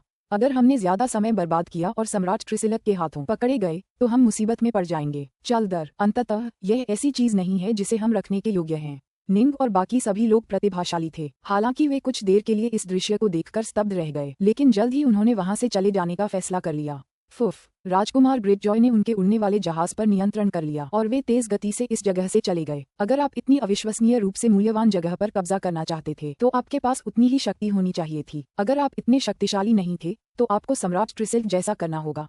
बिना किसी को पता चले चुपके से खनन करना होगा। सर्वशक्तिमान हेगेमॉन इसका एक अच्छा उदाहरण है। हाइड्रैगन पर्वत की खोज सबसे पहले उसने नहीं, बल्कि विश्व स्तरीय साहसी साधकों के एक समूह ने की थी। अंत में एक महायुद्ध हुआ, जिसके परिणामस्वरूप सर्वशक्तिमान हेगेमोन ने हाई ड्रैगन पर्वत पर एकमात्र अधिकार कर लिया। बदले में चर्च ऑफ एनिहिलेशन ने इस संपूर्ण वैकल्पिक ब्रह्मांड पर पूर्ण नियंत्रण कर लिया था तथा इसकी सर्वोच्च शक्ति बन गया था। अंत में शक्ति ही सबसे अधिक मायने रखती थी। निंग और अन्य लोग अधिकतम गति से आगे बढ़े तथा उन्होंने राजकुमार ग्रेटजॉय की स्पेस टाइम पर पकड़ पर भरोसा करते हुए जितनी तेजी से हो सके भागना शुरू कर दिया। हालांकि इस बार उनका अनुमान गलत निकला। फिलहाल सम्राट ट्रिसिलक उन्हें ढूंढने के मूड में नहीं थे। आर्कियस क्षेत्र के एक अन्य भाग में गहराई में गड़गड़ाहट, यहाँ अंतरिक्ष में अराजकता थी और स्पेस टाइम स्वयं कांप रहा था। यह एक बेहद दुर्गम वातावरण था। बड़ी बड़ी शक्तियां भी यहाँ नहीं आ सकती, लेकिन पानी की एक पारदर्शी लगभग अदृश्य बूंद इस अराजक स्पेस टाइम क्षेत्र में तैर रही थी। उस पानी की बूंद के भीतर एक संपत्ति थी। छी छी, सिर पर 9 घातक ट्यूमर वाला एक भयावह दिखने वाला युवक कमल मुद्रा में बैठा दांत पीस रहा था। वह साला मनीसील सचमुच एक भूत की तरह है जो जाता ही नहीं। लगभग 19 अराजकता चक्र बीत चुके हैं, लेकिन वह अभी भी मेरे पीछे पड़ा है। क्या वह इससे कभी थकेगा नहीं? छी छी छी, मुझे उसे नाराज करने का बहुत पछतावा है। किसने सोचा था कि वह खामोश बूढ़ा इतना शक्तिशाली होगा? अगर मुझे पता होता तो मैं उसे कभी नाराज न करता। अगर मैं ट्रिसिल्क जिंदा रहने में माहिर न होता तो मैं कब का उसके हाथों मर चुका होता। उसे सचमुच अफसोस हुआ। सम्राट ट्रिसिलक पछतावे से भर गया। वह एक अधर्मी व्यक्ति था जिसने अनगिनत पाप किए थे। अगर इससे उसकी शक्ति और बढ़ती तो वह कुछ भी करने को तैयार था। सम्राट मनीसील एक बेहद शांत स्वभाव वाले शाश्वत सम्राट थे। वे एक बहुत ही नेक इंसान के रूप में जाने जाते थे, जो अपना सारा समय अपने शिष्यों को अपने ही क्षेत्र में प्रशिक्षित करने में बिताते थे। चर्च ऑफ एनिहिलेशन के लोग अक्सर उनका फायदा उठाते थे, लेकिन उन्हें इसकी ज्यादा परवाह नहीं थी। सम्राट ट्रिसिलक सम्राट मनीसील को पूरी तरह से धूर्त समझते थे। इसलिए जब उन्होंने सुना कि सम्राट मनीसील ने अपने दूसरे शिष्य को बर्फीली लपटों का वायलेट बोल्ट नामक एक अविश्वसनीय रूप से मूल्यवान खजाना दिया है, तो ट्रिसिलक ने उसे लेने का फैसला कर लिया। उन्होंने सम्राट मनीसील के प्रिय दूसरे शिष्य की हत्या कर दी और फिर बर्फीली लपटों का वायलेट बोल्ट चुरा लिया। यह एक ऐसा खजाना था जिसका इस्तेमाल दाव का ध्यान करने के लिए किया जाता था। जब आप इसे अपने पास रखते तो आपका दिल और दिमाग बेहद शांत हो जाता, जिससे आपके लिए दाव को समझना बहुत आसान और तेज हो जाता। सम्राट मनीसील को अपने दावमज में सफलता मिलने का एक कारण यही खजाना था। उनका दूसरा शिष्य भी वर्ज स्तर का दाव लॉर्ड था, इसलिए उन्होंने अपने शिष्य को ये खजाना देने का फैसला किया था। किसने सोचा होगा कि इसका नतीजा उस शिष्य की हत्या के रूप में निकलेगा? वह क्रोधित हो गया था। कई सालों में पहली बार सम्राट मनीसील सचमुच क्रोधित हुआ था। उनका दूसरा शिष्य वह शिष्य था जिससे वे सबसे अधिक प्रेम करते थे। उनका सबसे बड़ा शिष्य बहुत पहले साहसिक कार्य करते हुए मर गया था, जिसका अर्थ था कि उनका दूसरा शिष्य सबसे लंबे समय तक उनके साथ रहा था। उन्होंने इस दूसरे शिष्य के साथ पुत्र जैसा व्यवहार किया। सम्राट मनीसील ने मामले की जांच में कोई कसर नहीं छोड़ी और अंततः उन्हें पता चला कि सम्राट ट्रिसिलक ही अपराधी था। सम्राट ट्रिसिलक बहुत अहंकारी थे। उन्हें लगता था कि सम्राट मनीसील उनके लिए कोई खतरा नहीं बनेंगे, अन्यथा उन्हें इतनी आसानी से अपराधी नहीं पाया जाता। जब सम्राट मनीसील को पता चला कि हत्यारा कौन है, तो वह अपना घर छोड़कर सम्राट ट्रिसिलक का पीछा करने लगा। ये पीछा इस पूरे वैकल्पिक ब्रह्मांड को स्तब्ध कर दिया। अब जाकर उन्हें समझ आया कि सम्राट मनीसील कितना भयानक रूप से शक्तिशाली था। वह 16 स्टाकिंग के बराबर होने के करीब था। अगर वह जरा सा भी शक्तिशाली होता तो शायद चर्च ऑफ एनिहिलेशन उसे स्टाकिंग की औपचारिक उपाधि से सम्मानित कर देता। इतने शक्तिशाली व्यक्ति द्वारा पीछा किए जाने के कारण सम्राट ट्रिसिलक को अपने 2 सबसे मूल्यवान जीवन रक्षक खजाने खर्च करने पड़े। उन्होंने सम्राट मनीसील को बर्फीली लपटों वाला बैंगनी बोल्ट भी फेंका था और अन्य प्रमुख शक्तियों से उनकी ओर से हस्तक्षेप करने का अनुरोध किया था, लेकिन ये सब व्यर्थ था। दयालु नेकदिल सम्राट मनीसील सचमुच क्रोधित हो गए थे। उन्होंने सम्राट ट्रिसिलक का 19 अराजकता चक्रों तक पीछा किया था और फिर भी उन्होंने जरा भी हार न मानते हुए पीछा जारी रखा। 10 अराजकता चक्र, 100 अराजकता चक्र या 1000 अराजकता चक्र, जब तक मैं मनीसील जिंदा हूँ, मैं कसम खाता हूँ कि एक दिन मैं ट्रिसिलक का वध कर दूंगा। ये वो शब्द थे जो सम्राट मनीसील ने बहुत पहले कहे थे। सम्राट ट्रिसिलक केवल इतना ही कर सकते थे कि वे जितना संभव हो सके छिप जाएं। ब्रह्मांड एक विशाल स्थान था। अगर कोई शाश्वत सम्राट छिपना चाहे तो उसे ढूंढना किसी के लिए भी बहुत मुश्किल होगा। हालांकि इसी सिद्धांत के अनुसार सम्राट मनीसील जैसी महाशक्ति के लिए आपको लगातार ढूंढना और आपका पीछा करना एक भयानक दुस्वप्न था। क्या बदकिस्मती है, मेरे डार्क स्पेस फ्लेमस्टोन का पहाड़ भी खोज लिया गया। सम्राट ट्रिसिलक ने गुस्से से खुद से कहा। उन्हें अपने शिष्य की मौत का आभास तो था, लेकिन उन्होंने जाकर जांच करने की हिम्मत नहीं की कि क्या हुआ था। मेरे शिष्य में तीसरे चरण के शिखर डाउलॉर्ड जितनी शक्ति थी। मेरे सहयोग से वर्ज स्तर के डाउलॉर्ड भी उसका मुकाबला नहीं कर सकते थे। मुझे आश्चर्य है कि उसे किसने मारा। शायद उस कमीने मनीसील को भी इसके बारे में पता हो। हालांकि निंग और बाकी लोगों को इस बारे में कुछ भी पता नहीं था। पकड़े जाने के डर से वे जल्दी से आर्कियस क्षेत्र के मुख्य भाग की ओर बढ़ गए। क्या आपको लगता है कि सम्राट ट्रिसिलक हमारे निशान खोजने के लिए स्पेस टाइम के प्रवाह को उलटने में सक्षम होंगे? चिंता मत करो, आर्कियस क्षेत्र बहुत बड़ा है। उसके लिए हमें ढूंढना इतना आसान नहीं होगा। निंग और बाकियों ने जरा भी निश्चिंत होने की हिम्मत नहीं की। लेकिन उन्हें अंदाजा भी नहीं था कि सम्राट ट्रिसिलक को जिंदा रहने के अलावा किसी और चीज की चिंता करने की जरूरत नहीं है। पुस्तक 28 अध्याय 17 8 का समूह। पवित्र अमर लोक छोड़ने के बाद जी निंग और अन्य लोगों ने 300 साल तक भागते हुए बिताए। जब उन्हें लगा कि वे काफी दूर तक भाग चुके हैं, तभी उन्होंने अपनी लूट का बंटवारा शुरू किया। आकियस क्षेत्र के शून्य में एक उड़ता हुआ जहाज आलस से तैर रहा था। निंग और बाकी पांचों जहाज के अंदर बैठे अपनी कमाई गिन रहे थे। उस कमजोर डाउलॉर्ड के पास वाकई बहुत सारे खजाने थे, जिनमें 2 प्रिज्मेटिक किलोलीफ फूल भी शामिल थे। अगर हम उन 2 को उस एक में जोड़ दें जो हमने इकट्ठा किया था, तो हमारे पास 3 हो गए। उसके पास इन दूसरे खजानों के अलावा एक आकियस पदक भी था। हार्टलॉर्ड सोलिविन ने अपने द्वारा खोजे गए ढेरों खजानों को जहाज के डेक पर रख दिया था। ये तो बहुत है। आहा, उस कमजोर डाउलॉर्ड के पास जरूर ढेर सारा खजाना होगा। निंग और बाकी सभी इस बात से सुखद आश्चर्यचकित थे। उन्हें इस बात का अंदाजा नहीं था कि झुके हुए हरे वस्त्रधारी डाउलॉर्ड को और भी ज्यादा मुश्किल काम सौंपे गए थे, जैसे कि साधकों को सताना और फूलों की देखभाल करना। प्रिज्मिया किलोलीफ फूल को रोपना और उसकी देखभाल करना बेहद थका देने वाला काम था, और हर बार जब कोई फूल बड़ा होकर बड़ा हो जाता, तो वह वहां जाकर उसे तोड़ लेता। हालांकि तोड़े गए फूल अस्थायी रूप से उसके पास ही रहते थे, लेकिन जैसे ही उनका समूह पवित्र अमर लोक से बाहर निकलता, उसे उन्हें काले वस्त्रधारी डाउलॉर्ड को सौंपना पड़ता। हमें इन चीजों को कैसे विभाजित करना चाहिए? स्काईफायर ब्राइटशो ने जल्दी से पूछा। तुम ब्राइटशो साम्राज्य के एक सम्माननीय राजकुमार हो, तुम हम जैसे आम लोगों के साथ खजाने का सौदा क्यों कर रहे हो? फायरसेज ने उसे चिढ़ाते हुए कहा, ये कैसा रहेगा? आइए हम 3 फूलों को खजानों के 3 हिस्से माने, एक आकियस पदक को 1 हिस्से के रूप में और बाकी सभी खजानों को 5वें हिस्से के रूप में। हम में से हर एक को 1 हिस्सा मिलेगा और हम अपनी इच्छानुसार चुन सकते हैं, हार्टलॉर्ड सोलिविन ने कहा। निंग और अन्य सभी ने सिर हिलाया। झुके हुए डाउलॉर्ड के पास सचमुच खजानों का एक बड़ा संग्रह था, जिसमें डार्कस्पेस फ्लेमस्टोन का एक छोटा सा टुकड़ा भी शामिल था। हालांकि उसके पास इतना फ्लेमस्टोन नहीं था, फिर भी उसके पास जो भी था उसकी कीमत लगभग 10 लाख क्यूब कैओस नेक्टर के बराबर थी। राजकुमार ग्रेटजॉय ने कहा, मुझे आकियस पदक चाहिए। मैं चाहता हूँ, निंग ने उसी समय कहा, फिर थोड़ा स्तब्ध होकर रुक गया। उसे आकियस पदक भी चाहिए था। जब सू यूजी ने पहली बार फिक्सियन द एक्सल्टेड की विरासत हासिल की थी, तब वह एक मास्टर क्लास कैओस इमोर्टल थी। फिक्सियन द एक्सल्टेड एक बेहद शक्तिशाली डाउलॉर्ड था और उसकी विरासत सू यूजी के लिए बहुत उपयुक्त थी। नतीजतन अब उसके पास एक सर्वोच्च कैओस इमोर्टल की शक्ति थी। आकियस क्षेत्र में यह अवसर चुकना नहीं था। अगर उसे आकियस पदक दिया जाए, तो वह उन 5 के साथ यात्रा कर सकेगी। वह शायद थोड़ी और मजबूत हो जाए, और फिर वह खुद भी संसार डाउलॉर्ड बन सकती है। एक संसार डाउलॉर्ड जो फिक्सियन द एक्सल्टेड की गुप्त कलाओं को जानता हो, एक बेहद शक्तिशाली सहायक हो सकता है। और सू यूजी खुद भी एक बेहद प्रतिभाशाली व्यक्ति थी। उसने पैतृक अमरता के शिखर तक पहुंचने के लिए खुद ही विकसित की गई तकनीकों पर भरोसा किया था। उसे विश्व स्तर तक पहुंचने के लिए बस एक और कदम की जरूरत थी, और निंग से जुड़ने के बाद ऑलगॉड एस्टेट में उनके रोमांच के दौरान वह सचमुच उस स्तर तक पहुंच गई थी। वह अविश्वसनीय रूप से तेजी से निखर रही थी। हालांकि वह निंग से कमतर थी, फिर भी वह काफी आकर्षक थी। निंग स्वाभाविक रूप से उसे निखारने में मदद करने के लिए समय और मेहनत लगाने को तैयार था। भाई डार्कनॉर्थ, क्या आप भी यही चाहते हैं? राजकुमार ग्रेटजॉय चौंक गए। तुम दोनों वाकई बहुत उदार हो। हम इन पदकों की कीमत लगभग 10 लाख घन प्रति घन मान रहे हैं। फायरसेज ने एक प्रिज्मेटिक किलोलीफ फूल उठाते हुए ठहाका लगाया। मैं तो बस ये सुंदर सा फूल चुनूंगा। मेरे पास कोई रिटेनर नहीं है। मैं भी फूलों में से एक चुन लूंगा। स्काईफायर ब्राइटशो ने भी फूलों में से एक लेने का फैसला किया। डार्कनॉर्थ, अगर तुम्हें भी आकियस पदक चाहिए, तो जवाब आसान है। मुझे लूट का अपना हिस्सा दे दो, मैं तुम्हें अपना एक पदक दूंगा। सोलविन मुस्कुराया। काले वस्त्रधारी डाउलॉर्ड की मृत्यु के बाद मुझे उसकी लाश पर 2 पदक मिले। काले वस्त्रधारी डाउलॉर्ड के पास स्वयं एक पदक था, तथा उसने एक और पदक अपने भंडारण खजाने में सुरक्षित रखा था। ठीक है, निंग ने सिर हिलाया। शुक्रिया की कोई जरूरत नहीं।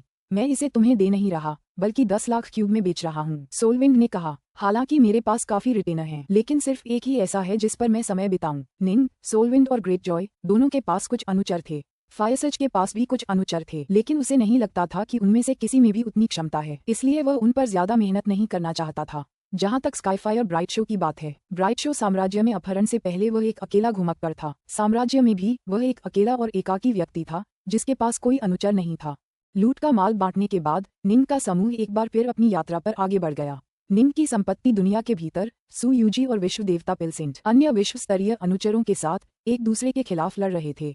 फुफकार। सू यूजी के पीछे अचानक आग के चमकदार खूबसूरत पंखों का एक जोड़ा प्रकट हुआ।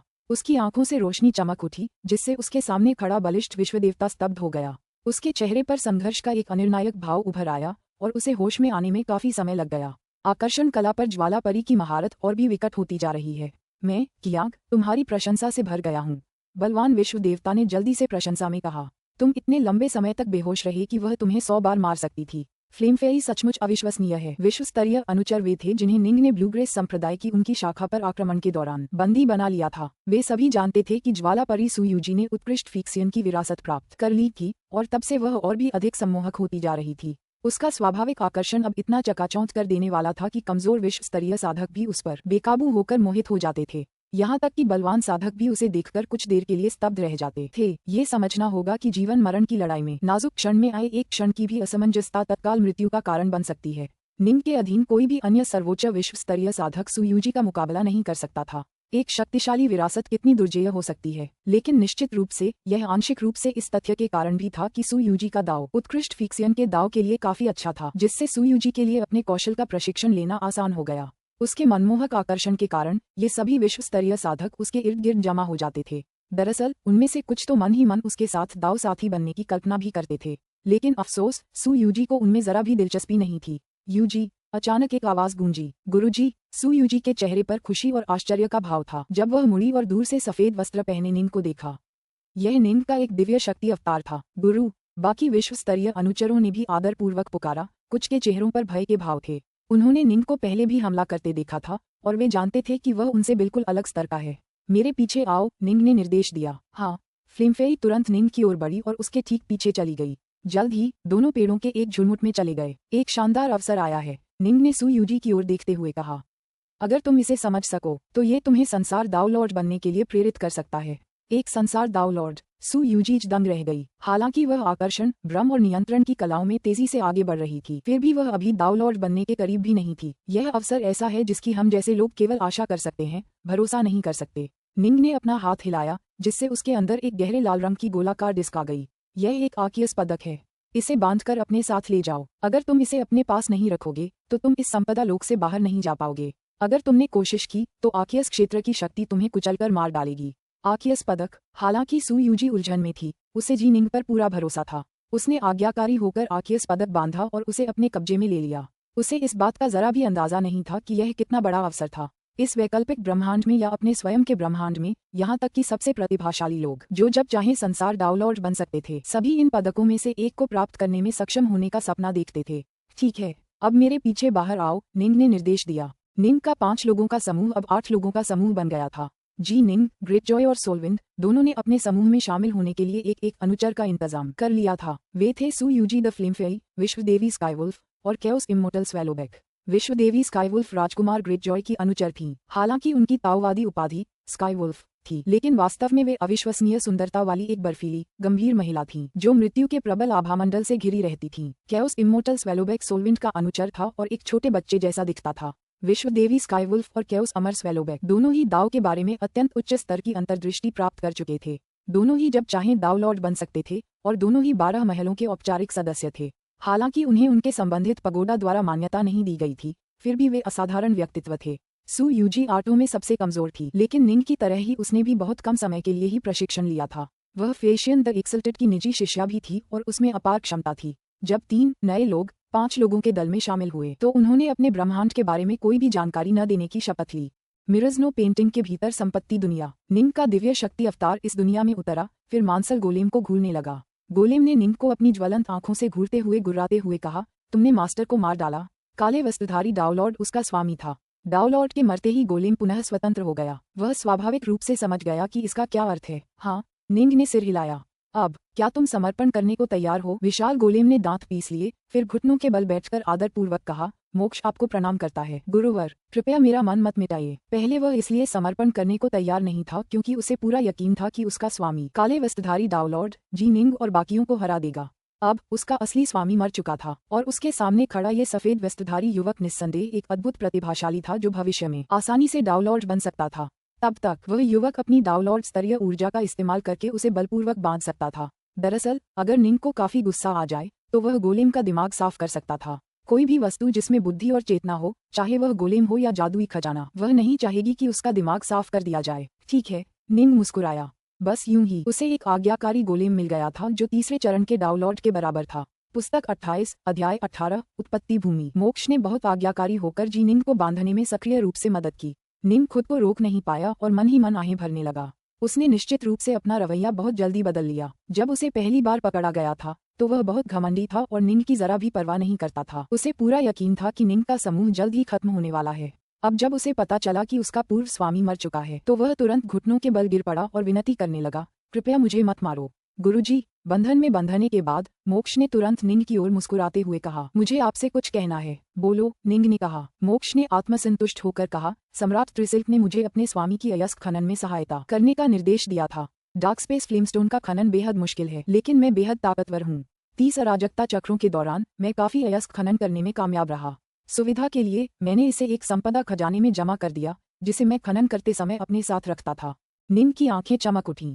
क्या तुम्हारे पास अभी भी डार्क स्पेस फ्लेमस्टोन है? वह 30 अराजकता चक्रों से खनन कर रहा था। उसने कितना खनन किया था? हाँ, है। मोक्ष ने सिर हिलाया। हालांकि इसका एक बड़ा हिस्सा मेरे पिछले गुरु ने छीन लिया था। मेरे पास सिर्फ वही अयस्क है जो मैंने पिछले 9 अराजकता चक्रों में निकाला था। जरा देख लीजिए गुरु। मोक्ष के बोलते ही उसने अपना हाथ हिलाया और जमीन पर मुट्ठी भर लाल लाल पत्थर के टुकड़े उभर आए। आसपास के इलाके में भी अजीब सी लहरें उठने लगीं। उसने कुल 3 बार हाथ हिलाया, जिससे लाल लाल चट्टानें एक छोटे से पहाड़ में ढेर हो गईं जो 3000 मीटर ऊंचा था। इस समय तक अंतरिक्ष पूरी तरह से मुड़ने और विकृत होने लगा था, जिससे आसपास के क्षेत्र में मुड़े हुए अंतरिक्ष के झिलमिलाते पर्दे दिखाई देने लगे थे। चूंकि पत्थर के टुकड़े मुट्ठी भर के आकार के थे, इसलिए उन्हें उस संपदा खजाने में रखना ज्यादा मुश्किल नहीं था। अगर यह डार्क स्पेस फ्लेमस्टोन का एक विशाल टुकड़ा होता तो संभवतः केवल एक शाश्वत सम्राट ही इसे संग्रहित कर पाता। तुमने इतना खनन किया? निंग की आंखें लगभग बाहर आ गईं। यद्यपि तीसरे चरण के डाउनलॉड्स जितने शक्तिशाली गोलेम मूल्यवान थे, लेकिन इस विशेष गोलेम में मौजूद अयस्क की मात्रा और भी अधिक मूल्यवान थी। इतना सारा डार्क स्पेस फ्लेमस्टोन। निंग ने अपनी दिव्य बुद्धि से उसे झाड़ते हुए ध्यान से हिसाब लगाया कि कितना मौजूद है। इसकी कीमत लगभग 10 करोड़ घन अराजकता अमृत के बराबर होगी। मोक्ष ने कहा, मेरे पूर्व गुरु के पास इससे लगभग 2 गुना अयस्क था। शुरुआत में मैं कुल्हाड़ियों के इस्तेमाल में उतना कुशल नहीं था और इसलिए खनन में थोड़ा धीमा था। मुझे बेहतर होने में लगभग 20 अराजकता चक्र लगे और उस दौरान मैंने जो भी अयस्क निकाला था वह मैंने अपने पूर्व गुरु को दे दिया था। यहाँ ये ढेर पिछले 9 अराजकता चक्रों के दौरान निकाले गए अयस्क का है। मैं इससे बहुत संतुष्ट हूँ। निंग मुस्कुराया। इस अयस्क की कीमत लगभग 1 करोड़ घन अराजकता अमृत के बराबर होनी चाहिए। जहाँ तक काले वस्त्रधारी डाउनलॉर्ड के पास मौजूद 2 करोड़ घनों की बात है, वे सभी सोलविंड के थे। उन्हें बचाने के लिए सोलविंड ने एक शक्तिशाली दाव सील का इस्तेमाल किया था जो इतनी कीमती थी कि खुले बाजार में मिलना लगभग नामुमकिन होता। निंग को स्वाभाविक रूप से किसी भी तरह की ईर्ष्या या जलन महसूस नहीं हुई। उसके लिए अचानक इतना सारा डार्क स्पेस फ्लेमस्टोन कमाना पहले से ही एक बहुत बड़ी किस्मत थी। निंग ने पूछा, सम्राट ट्रिसिल्क के बारे में तुम क्या जानते हो? पांचों अभी भी इस बात को लेकर चिंतित थे। सम्राट ट्रिसिल्क का स्वभाव अजीब है और वह बेहद क्रूर है, मोक्ष ने कहा। गुरुजी, आपको सावधान रहना होगा। सम्राट के बारे में मैं जितना जानता हूँ उसके अनुसार वह हर छोटी मोटी बात का बदला लेने वाला व्यक्ति है, चाहे वह कितनी भी छोटी क्यों ना हो। एक बार जब वह तुम पांचों को ढूंढ लेगा तो मैं गारंटी देता हूँ कि वह तुम्हें आसानी से नहीं छोड़ेगा। ओह, निंग के चेहरे पर एक गंभीर भाव उभर आया जब उसने सिर हिलाया। लेकिन निश्चित रूप से उन दोनों को ये पता नहीं था कि सम्राट ट्रिसिल्क वर्तमान में उनसे कहीं अधिक दयनीय स्थिति में थे। जेनेसिस लैंड्स के बारे में क्या? तुम उस जगह के बारे में क्या जानते हो? निंग ने पूछा। मोक्ष ने कहा, उत्पत्ति भूमि वह जगह है जहाँ से इस पूरे ब्रह्मांड की उत्पत्ति हुई है। वहाँ सभी प्रकार के युद्ध वर्जित हैं। जब मैं सम्राट की सेवा करता था तो एक बार मैंने उत्पत्ति भूमि में बहुत लंबा समय बिताया था। निंग ने पूछा, उस स्थान पर सभी प्रकार की लड़ाई पर रोक लगाने का आदेश किसने जारी किया? मोक्ष ने कहा, यह आदेश चर्च ऑफ एनिहिलेशन से आया था। आमतौर पर डाउनलॉर्ड चर्च के आदेशों का उल्लंघन करने की हिम्मत नहीं करते, लेकिन हाँ, अगर कोई सचमुच पागल हो जाए तो वह इस नियम को तोड़ने का विकल्प चुन सकता है।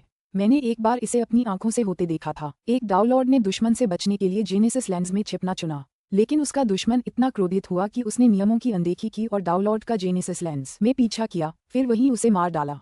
लेकिन हाँ, बाद में उस हत्यारे का विनाश चर्च ने ही किया था। निंग ने सिर हिलाया। फिर भी चर्च ऑफ एनिहिलेशन के पैलाडिन इस कानून का उल्लंघन करने से नहीं डरते। आखिरकार वे चर्च के ही सदस्य हैं। इस कानून को तोड़ने पर भी उन्हें ज्यादा से ज्यादा कुछ गैर घातक दंड भुगतना पड़ेगा। मोक्ष ने कहा, मैंने एक बार गुरु को ये कहते सुना था कि अगर 16 स्टाकिंग इस कानून का उल्लंघन करेंगे तो कोई सजा नहीं दी जाएगी। चर्च ऑफ एनिहिलेशन का शासक भी बिना किसी ठोस कारण के अपने स्टाकिंग का अपमान या उनके खिलाफ कार्रवाई करने का फैसला नहीं करेगा। ओह, निंग हंसा। ये गोलेम बहुत कुछ जानता था। दरअसल सर्वशक्तिमान हेगेमॉन ने उन्हें इस वैकल्पिक ब्रह्मांड में भेजने से पहले इसके बारे में कुछ जानकारी दी थी, लेकिन वह जानकारी बहुत कम थी। निंग को बस इतना पता था कि आर्कियस क्षेत्र खतरों से भरा है, लेकिन एक बार जब वे केंद्र में जेनेसिस लैंड्स पहुंच जाएंगे तो वे काफी सुरक्षित रहेंगे। हालांकि जेनेसिस लैंड्स के अपने खतरे थे, लेकिन माना जाता है कि वहां किसी भी तरह की हिंसा वर्जित थी। माना जाता है कि जेनेसिस लेंस में आपको किसी भी विश्व स्तरीय साधक या डाउनलोड के बारे में चिंता करने की जरूरत नहीं थी। गोलेम की लंबी बातें सुनकर निंग आह भरने से खुद को नहीं रोक सका।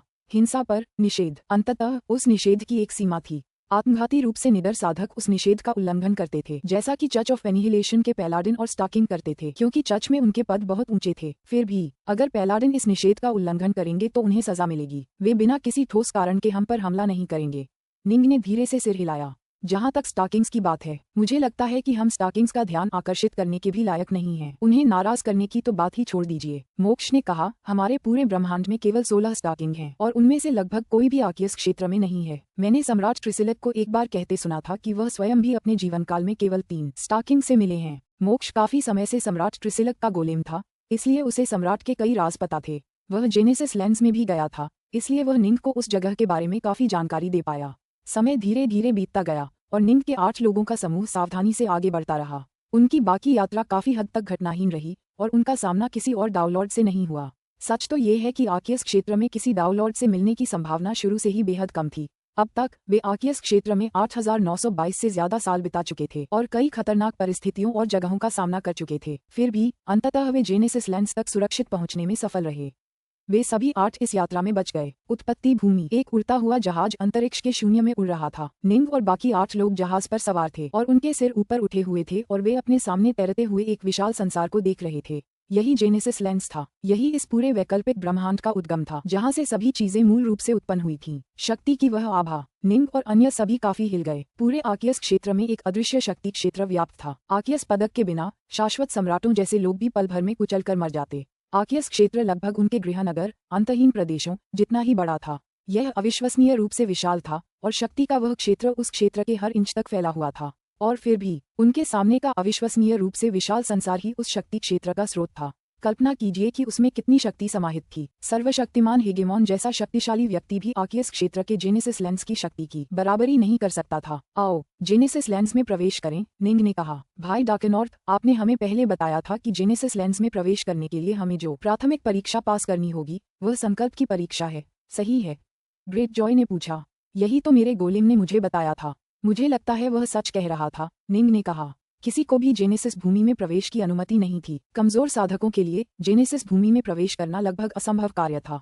जेनेसिस भूमि में प्रवेश करने के इच्छुक किसी भी प्राणी को पहले संकल्प की परीक्षा से गुजरना पड़ता था। अगर वे इसे सहन कर पाते तो वे जेनेसिस भूमि में स्वतंत्र रूप से प्रवेश कर सकते थे और विचरण कर सकते थे। अगर वे असफल होते तो उन्हें बेहोश कर दिया जाता और दूर भेज दिया जाता। वे इस पवित्र स्थान में प्रवेश करने के योग्य नहीं होते। ये परीक्षा इतनी कठिन नहीं है। डाउनलॉर्ड्स और प्रमुख स्कूल अक्सर अपने कुलीन शिष्यों को यहाँ भेजते हैं। लगभग सभी प्रतिभाशाली शिष्य प्रवेश पा लेते हैं। निंग समझ गया कि सू यूजी, कैओस इमोर्टल स्वेलोबैक और विश्व देवी स्काईवुल्फ सभी काफी घबराए हुए लग रहे थे। आखिरकार वे तीनों सिर्फ अनुचर ही थे। मूल 5 की तुलना में वे अभी भी काफी कमजोर थे। नतीजतन उन्हें अपनी क्षमताओं पर भी कम भरोसा था। ठीक है, फ्लिमफेई ने सिर हिलाया। फुश। उड़ता हुआ जहाज तेज रफ्तार से आगे बढ़ता हुआ उस विशाल हवा में तैरते हुए संसार की ओर बढ़ रहा था। आखिरकार जैसे जैसे वह नजदीक आता गया, उसकी गति धीमी होने लगी। ऊपर से एक आदरणीय, लगभग पवित्र शक्ति का जाल उतरा, जिसने निंग और बाकी 8 को अपनी गिरफ्त में ले लिया। शक्ति का ये जाल भयावह और निर्मम था और इसमें जरा भी बुद्धि नहीं थी। यह एक प्रकार की शक्ति थी जो जेनेसिस लेंस में स्वाभाविक रूप से मौजूद थी। ये जगह जेनेसिस लेंस थी। ये कमजोर प्राणियों के रहने की जगह नहीं थी। गड़गड़ाहट। निंग को ऐसा महसूस हो रहा था जैसे कोई उसकी आत्मा पर जोरदार प्रहार कर रहा हो। हालांकि निंग की आत्मा को उसके नीले फूलों वाली धुंध की ऊर्जा ने पोषित और मजबूत किया था, जिससे वह पहले चरण के डाउनलॉर्ड की आत्मा के बराबर हो गई थी। वह इस दबाव का आसानी से सामना कर पा रहा था। निंग ने दूसरों की ओर देखा। प्रिंस ग्रेटजॉय, सोलविंड और फाइसज सभी आसानी से मुकदमे को संभाल रहे थे और उन सभी ने भी उनकी ओर देखा। उनके चेहरों पर मुस्कान थी। अरे, निंग और बाकी सभी ने एक साथ देखा कि स्काईफायर ब्राइटशो के चेहरे पर एक बदसूरत भाव था और उसका शरीर हल्का सा कांप रहा था। हालांकि उसे अद्भुत प्राकृतिक वरदान प्राप्त थे और उसका वंश असाधारण था, फिर भी उसने अपने शुरुआती जीवन में बहुत कम खतरनाक मुकाबलों का अनुभव किया था। नतीजतन निंग और बाकी लोगों की तुलना में उसकी आत्मा और उसकी इच्छा शक्ति दोनों ही कुछ कमजोर थीं। पुस्तक 28, अध्याय 19, ब्रह्मांड का खजाना। निंग और बाकी तीनों घबरा गए। इस यात्रा का असली मकसद स्काईफायर ब्राइटशो के साथ आकियस क्षेत्र में एक रोमांचक यात्रा पर जाना था। ये यात्रा अचानक रुक तो नहीं जाएगी क्योंकि यह ब्राइटशो साम्राज्य जेनेसिस लेंस में प्रवेश भी नहीं कर पाया, है ना? ये तो बिल्कुल मजाक होगा। हम निंग ने मुड़कर बाकी तीनों अनुचरों की तरफ देखा। कैओस इमोर्टल स्वेलोबैक, विश्वदेवी स्काईवुल्फ और फ्लिमफेरी सुयूजी, सभी के चेहरों पर काफी सुकून के भाव थे। ऐसा लग रहा था जैसे स्वेलोबैक सबसे ज्यादा सुकून में था। उसने निंग और बाकियों को देखकर मुस्कुरा भी दिया। स्काईवुल्फ और सुयूजी दोनों महिलाओं के चेहरों पर काफी अप्रिय भाव थे और उनके शरीर हल्के से कांप रहे थे। फिर भी ऐसा लग रहा था कि वे इसे सहन कर लेंगी। काफी समय बीत गया। शक्ति का वह महान जाल इस दुनिया के हर इंच को भरता रहा, लेकिन उसने अब उनके खिलाफ कोई हमला नहीं किया। वाह! स्काईफायर ब्राइटशो ने राहत की सांस ली और विश्वदेवी स्काईवुल्फ और सुयूजी भी थोड़े अधिक आराम से दिखे। ये शर्मनाक था। मैं लगभग चकनाचूर हो गया था। स्काईफायर ब्राइटशो ने सिर हिलाया और हंसा। वह विश्वदेव स्तर की शक्ति में पैदा हुआ था और अपने शुरुआती जीवन का अधिकांश समय वह एकांत प्रिय रहा था। दरअसल उसके जन्म के कुछ ही समय बाद सर्वशक्तिमान हिडेमॉन ने उसका अपहरण कर लिया था। परिणामस्वरूप उसकी आत्मा और उसकी इच्छा शक्ति दोनों ही अन्य पांचों की तुलना में बहुत कमजोर थीं। वह इस परीक्षा में केवल अपनी जन्मजात प्रतिभाओं के कारण ही बच पाया था। उसकी जाति का हर सदस्य जन्म से ही असाधारण शक्तियों से संपन्न था। उसकी आत्मा पहले से ही एक डाउनलॉर्ड जितनी मजबूत थी और इसलिए हालांकि उसकी इच्छा शक्ति निंग और बाकी लोगों की तुलना में बहुत कमजोर थी, फिर भी वह परीक्षा को सहन करने और उसमें विजय पाने में सक्षम था। हम सभी 8 को प्रवेश मिलेगा। ये जश्न मनाने लायक बात है। राजकुमार ग्रेटजॉय मुस्कुराए। बुरा नहीं है। निंग ने सुयूजी की ओर देखा और उसकी प्रशंसा में कुछ शब्द कहे। गुरुजी, मैं खुद को भाग्यशाली मानता हूँ कि मैंने पिछले कुछ साल आपके संपदा लोक में अपने गुरु महान फिक्सियन की तकनीकों का ध्यान करते हुए बिताए हैं। मेरी इच्छा शक्ति और मानसिक शक्ति में काफी सुधार हुआ है, वरना मैं इससे बच नहीं पाता। सुयूजी ने मन ही मन संदेश भेजा। निंग ने सिर हिलाया। सुयूजी का रास्ता आकर्षण और नियंत्रण का रास्ता था। ये स्वाभाविक रूप से एक ऐसा रास्ता था जिसके लिए अत्यंत शक्तिशाली मन की आवश्यकता थी। उड़ने वाला जहाज जेनेसिस लेंस की दुनिया में और भी गहराई तक उड़ गया। ये सचमुच अविश्वसनीय आकार की दुनिया थी। इसका आकार खरबों किलोमीटर था और ये लगभग अंतहीन लग रहा था। कितना विशाल! सुयूजी ने दुनिया को घूरते हुए आश्चर्य से आह भरी। यही वह जगह है जिसने इस पूरे ब्रह्मांड को जन्म दिया है। निंग ने भी अपने आसपास के माहौल को गौर से देखा। उसे महसूस हो रहा था कि इस दुनिया के कुछ स्थान अविश्वसनीय शक्ति की आभा से भरे हुए हैं, जो जैसे जैसे वे पास आते जाते हैं और भी प्रबल होती जाती है। जल्दी उधर देखो। राजकुमार ग्रेटजॉय ने दूर की ओर इशारा किया। अरे! निंग और बाकी लोगों ने उस दिशा में देखा जिस ओर वह इशारा कर रहा था और देखा कि एक शक्तिशाली विशेषज्ञ सुनहरे कालीन पर पद्मासन में बैठा है। इस विशेषज्ञ के सिर पर एक सींग था और वह गहरे लाल रंग के शल्कों से ढका हुआ था, जबकि सुनहरा कालीन कई तरह के व्यंजनों और मदिरा से ढका हुआ था। वह व्यक्ति मदिरा पी रहा था और खाना खा रहा था, साथ ही अपने आसपास के वातावरण पर नजर गड़ाए हुए था। अरे बच्चों! सींग वाले विशेषज्ञ ने अचानक निंग के समूह को देखा और वह तुरंत उनकी ओर उड़ते हुए उन्हें पुकारा। निंग के समूह ने उससे बचने की कोशिश नहीं की, क्योंकि वे जानते थे कि जेनेसिस लेंस में किसी भी तरह की लड़ाई वर्जित है। इस वैकल्पिक ब्रह्मांड की सबसे शक्तिशाली शक्तियों के कई शिष्य यहीं एकत्रित हुए थे। आर्कियस क्षेत्र के अन्य हिस्सों में अपने साथियों से मिलना उनके लिए दुर्लभ हो सकता था, लेकिन ऐसा इसलिए था क्योंकि वे सभी जेनेसिस लेंस में एकत्रित थे। यहाँ कई डाउनलॉर्ड्स भी एकांत में थे। परिणामस्वरूप जेनेसिस लेंस में कई डाउनलॉर्ड्स के साथ साथ कई विश्व स्तरीय साधक भी थे। अगर युद्ध विरोधी कानून न होता तो विश्व स्तरीय साधक बहुत पहले ही खत्म हो गए होते। नए आगमन! सींग वाले विशेषज्ञ ने उनके उड़ने वाले जहाज पर उतरते हुए खुशी से मुस्कुराया। नमस्कार वरिष्ठ! निंग और अन्य लोगों ने आदरपूर्वक झुककर अभिवादन किया। सिर्फ विश्व स्तर पर होने के बावजूद जेनेसिस लेंस में प्रवेश करने में सक्षम। बिल्कुल भी बुरा नहीं। सींग वाले विशेषज्ञ ने उनकी प्रशंसा करते हुए मुस्कुराते हुए कहा। मैं यहाँ सिर्फ डाउनलॉर्ड बनने के बाद ही आ पाया हूँ। आओ आओ, अपनी सबसे अच्छी शराब और अपना सबसे अच्छा खाना मेरे लिए लाओ और मुझे चखने दो। बदले में मैं आउलबात तुम्हें जेनेसिस लेंस के कुछ नियम और रहस्य बताऊंगा। कृपया आपका स्वागत है वरिष्ठ। कृपया स्वाद लीजिए वरिष्ठ। निंग और अन्य लोगों ने जल्दी से सभी प्रकार के बढ़िया भोजन और शराब निकाली। बिल्कुल भी बुरा नहीं। ग्लूग ग्लूग। अरे यह वाइन भी बहुत अच्छी है। क्या मैं और ले सकता हूँ? सींग वाले विशेषज्ञ ने सिर्फ खाया पिया ही नहीं, बल्कि बिना जरा सी भी शर्मिंदगी महसूस किए बाद में खाने के लिए कुछ खाना भी रख लिया। सींग वाले विशेषज्ञ ने डकार ली, फिर आंखें बंद करके खुशी से हंसा। चिंता मत करो, मैं तुम्हारा सारा खाना यूं ही नहीं खा जाऊंगा। जेनेसिस लेंस एक बहुत बड़ी जगह है। अगर तुम यूं ही इधर उधर भागते रहे तो शायद यहीं मर जाओ। निंग और अन्य लोग चुपचाप सुनते रहे। वे निर्दोष आज्ञाकारिता की प्रतिमूर्ति थे। जेनेसिस लेंस को मोटे तौर पर 2 भागों में विभाजित किया जा सकता है, बाहरी पहुंच और आंतरिक पहुंच। आंतरिक क्षेत्र का असली नाम वास्तव में प्राइम रीचेज है और इसमें इस पूरे ब्रह्मांड का सबसे आंतरिक केंद्र और प्रमुख सार निहित है। प्राइम रीचेज के भीतर कई मृत प्राचीन शक्तियां स्थित हैं और यह हमारे पूरे ब्रह्मांड का सबसे महत्वपूर्ण स्थान है। सींग वाले विशेषज्ञ ने सहजता से कहा। हर एक साधक जेनेसिस लेंस के प्राइम रीचेज में प्रवेश करने का सपना देखता है। प्राइम रीचेज बिल्कुल बीच में स्थित हैं और आप इसे देखते ही पहचान जाएंगे। ग्लग ग्लग ग्लग। उसने अपना सिर उठाया और शराब के कई और घूंट पी लिए। निंग और बाकी सबने सिर हिलाया। दरअसल उन्हें ये सब पहले से ही पता था। मोक्ष गोलेम ने निंग को बहुत पहले ही ये बता दिया था। सींग वाले विशेषज्ञ ने कहा, उत्पत्ति भूमि में प्रवेश करने में सक्षम प्रत्येक विश्व स्तरीय साधक प्रतिभाशाली है, लेकिन शायद उनमें से 100 में से केवल एक ही आंतरिक क्षेत्र में प्रवेश करने में सक्षम है। निंग और बाकी लोग दंग रह गए। 100 में से सिर्फ एक, ये संख्या उन्होंने पहली बार सुनी थी। सामान्यतः विश्व स्तरीय साधक जो इस स्थान में प्रवेश कर पाए थे, वे जब चाहें डाउनलॉर्ड बन सकते थे। किसने सोचा होगा कि भीतरी क्षेत्र में प्रवेश करना इतना कठिन होगा? लेकिन बाहरी क्षेत्र भी कोई बुरी जगह नहीं है। बाहरी क्षेत्र तब बने थे जब ब्रह्मांड का जन्म हुआ था और इसमें कई रहस्यमयी जगहें और कई छिपे हुए खजाने हैं, सींग वाले विशेषज्ञ ने कहा। मैं खुद यहाँ बाहरी क्षेत्रों में रहता हूँ। अफसोस, जहाँ 100 में से एक विश्व स्तरीय साधक आंतरिक क्षेत्रों में प्रवेश कर पाता है, वहीं हम डाउनलॉर्ड्स के लिए हालात कहीं ज्यादा बदतर हैं। शायद 10,000 में से सिर्फ एक डाउनलॉर्ड्स ही आंतरिक क्षेत्रों में प्रवेश कर पाता है। बाहरी पहुंच खजानों से भरी है, लेकिन भीतरी पहुंचे तो बिल्कुल अविश्वसनीय हैं। लगभग सभी शाश्वत सम्राट खजानों की तलाश में भीतरी पहुंच में उतरेंगे। सींग वाले विशेषज्ञ की आंखों में अचानक एक रहस्यमयी नजर दौड़ गई।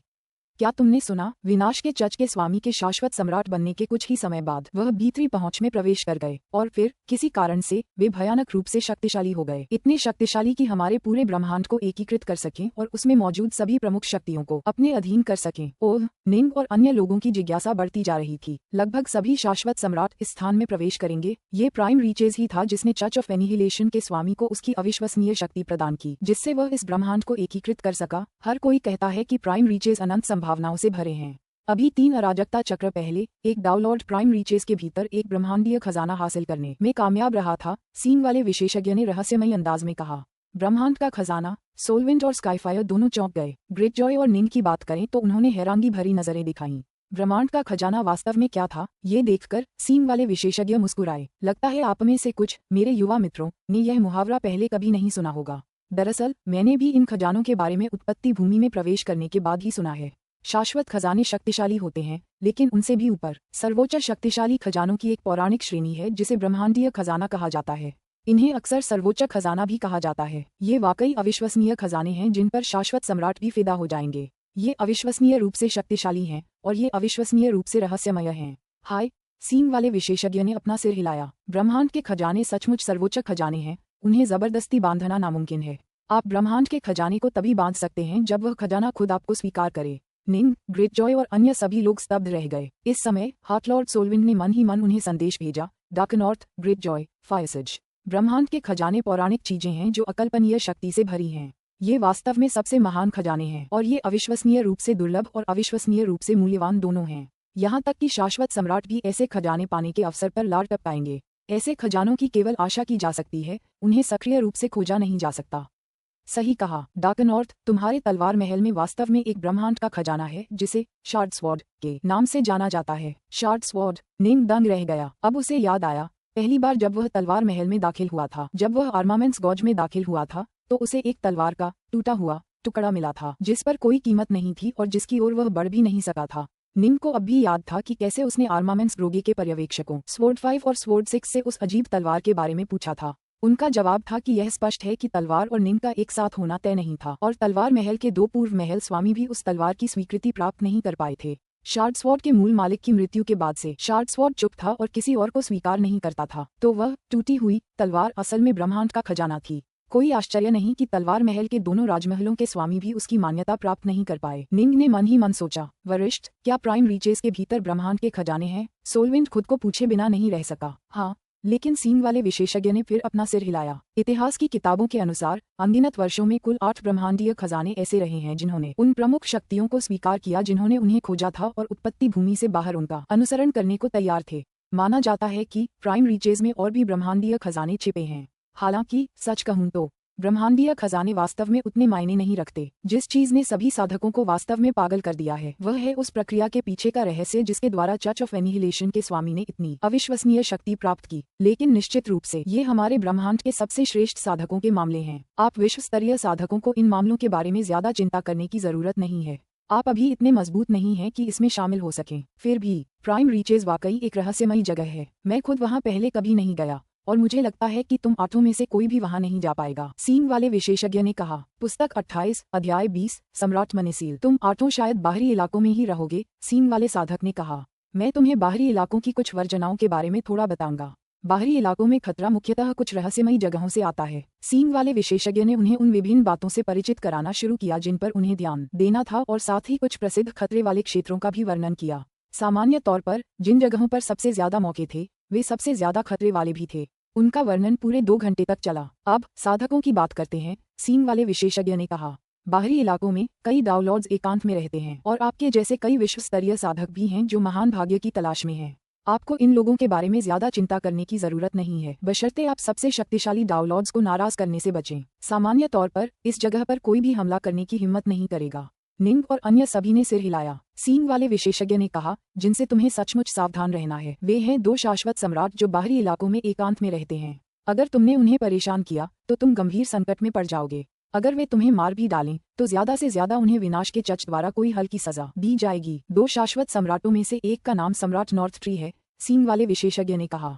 दूसरे का नाम सम्राट मनीसील है। सम्राट नॉर्थ ट्री इतने चिंताजनक नहीं है, शायद वे बिना वजह हमला नहीं करेंगे। हालांकि सम्राट मनीसील, आप सचमुच उन्हें नाराज नहीं करना चाहेंगे। सीन वाले विशेषज्ञ की आंखों में चिंता के भाव देखे जा सकते थे। आजकल सम्राट मनीसील पल भर में नरसंहार शुरू कर सकते हैं और अगर उन्होंने ऐसा किया भी तो चर्च ऑफ एनिहिलेशन उनका कुछ नहीं बिगाड़ पाएगा। मैंने सुना है कि चर्च का मुखिया भी उनसे दोस्ती करने की कोशिश कर रहा है। उससे दोस्ती करो। निंग और बाकी लोग हैरान थे। सम्राट मनीसील एक बहुत ही शांत स्वभाव वाले शाश्वत सम्राट हुआ करते थे, लेकिन उस घमंडी पागल सम्राट ट्रिस्क ने अपने प्रिय शिष्य की हत्या कर दी। इससे उन्हें सचमुच बहुत गुस्सा आया। सीन वाले विशेषज्ञ ने अपना सिर हिलाया और आह भरी। निंग, ग्रेट जॉय, सोलविंड, फायरसेज और स्काईफायर के दिल दहल गए। सम्राट ट्रिसिल्क, वे काफी समय से उसके हमले की चिंता में थे। क्रोधित होकर सम्राट मनीसील ने एम्पेरो ट्रिसिल्क का पीछा करना और उसे ढूंढना शुरू कर दिया। सीन वाले विशेषज्ञ ने सच्चे विस्मय में आह भरी। उसने जो शक्ति प्रदर्शित की वह इस ब्रह्मांड में सभी को स्तब्ध करने के लिए पर्याप्त थी। वह अधिकांश शाश्वत सम्राटों से कहीं अधिक शक्तिशाली था, जबकि सम्राट ट्रिसिल्क की एक भयानक प्रतिष्ठा थी और उसने कई प्रमुख शक्तियों को नाराज किया था, लेकिन अपने उत्कृष्ट उत्तरजीविता कौशल के कारण बच निकलने में सफल रहा था। और फिर भी सम्राट मनीसील लगातार उसका पीछा कर रहा है, उसे बिना रुके भागने पर मजबूर कर रहा है। सम्राट ट्रिसिल्क अब कहीं भी अपना चेहरा दिखाने की हिम्मत नहीं करता। निंग और बाकी सबने मन ही मन राहत की सांस ली। कमाल है, शाबाश। सम्राट ट्रिसिल्क का जलडमरू जितना कठिन होगा उतना ही सुरक्षित होगा। सम्राट मनीसील सील्स के दाव में सबसे कुशल हैं, सीन वाला विशेषज्ञ कहता है। इस समय उनका एक दाव सील क्लोन बाहरी इलाकों में रहता है। एक दाव सील क्लोन? निंग और अन्य लोग हैरान थे। एक ही दाव सील से बना एक क्लोन, सीन वाले विशेषज्ञ ने कहा। माना जाता है कि इसमें उसके असली शरीर की 80% शक्ति है और उसके पास ऐसे 9 दाव सील क्लोन हैं। क्या? निंग और बाकी लोग यकीन ही नहीं कर पा रहे थे। दाव सील क्लोन इतने ताकतवर कैसे हो सकते हैं? ये समझना जरूरी है कि डाउलॉर्ड बैडलैंड्स या डाउलॉर्ड सोलेस्की जैसे लोगों को एक शक्तिशाली अवतार बनाने के लिए भारी मात्रा में धन और मेहनत खर्च करनी पड़ी होगी, और वास्तव में उनके पास एक समय में केवल एक ही अवतार हो सकता था। यह अंतहीन प्रदेशों और इस ब्रह्मांड दोनों में सच था। सम्राट मनीसील द्वारा बनाए गए दाव सील क्लोन बिल्कुल हास्यास्पद थे। यह एक विशेष गुप्त कला है जो केवल उसके पास है और केवल वही इसका उपयोग कर सकता है। उसके शिष्यों को भी यह तकनीक नहीं सिखाई गई है, सीन वाले विशेषज्ञ ने कहा। यह शायद एक गुप्त कला है जो उसे शाश्वत सम्राट बनने के बाद आई होगी। वह अपने मुहरों के दाव में कौशल के एक अथाह स्तर तक पहुंच गया है और उसे विनाश के चच में इस दाव का सर्वोच्च गुरु माना जाता है। इस दाव में उसकी अथाह महारत के कारण ही विनाश के चच का गुरु कथित तौर पर उससे दोस्ती करना चाहता है। वह इस समय क्रोध और हत्या की इच्छा से उबल रहा है और विनाश चच के सभी नेता उससे दोस्ती करने की कोशिश कर रहे हैं। इसलिए अगर वह कुछ विश्व स्तरीय साधकों को मार भी देता है तो भी कोई उसे इस बात के लिए नाराज नहीं करेगा। सीन वाले विशेषज्ञ ने दूर की ओर इशारा किया। देखो, वहाँ वह जगह, उस उड़ते हुए पहाड़ की सबसे ऊंची चोटी, यहीं पर इस समय उसका एक दाव सील शरीर रहता है। निंग और बाकी सभी लोग घूरने लगे। उनसे लगभग 10 अरब किलोमीटर दूर सचमुच एक ऊंचा पर्वत शिखर था जिससे जबरदस्त शक्ति की लहरें निकल रही थीं। निंग और बाकी सभी उस व्यक्ति के प्रति श्रद्धा से भर गए। वह अपने कौशल में इतनी निपुणता प्राप्त कर चुका था कि उसे सील्स के दाव में इस पूरे ब्रह्मांड का सर्वोच्च विशेषज्ञ माना जाता था। संभवतः अतीत में वह इतना कम चर्चित व्यक्ति इसलिए था क्योंकि वह पूरी तरह से दाव सील्स का विश्लेषण करने में लगा रहता था। निंग और बाकी लोग उसके प्रति कृतज्ञता महसूस करते थे। सम्राट ट्रिसिल्क का पीछा करने से यह सुनिश्चित हो गया कि अब उन्हें किसी बात की चिंता नहीं करनी पड़ेगी। एक तैरते हुए पहाड़ के भीतर, एक साधारण सी संपत्ति के भीतर, हम सम्राट मनीसील गहरे नीले रंग के ताओवादी वस्त्र पहने हुए थे और उनके सिर पर मुकुट था। उनका चेहरा पतला और लंबा था जबकि उनकी आंखें काफी सनकरी थीं। इस समय वे बहुत अप्रिय लग रहे थे। एक युवक उनके सामने घुटनों के बल बैठा था। गुरु, मैं श्वेत सम्राट से सहायता की याचना करने गया था।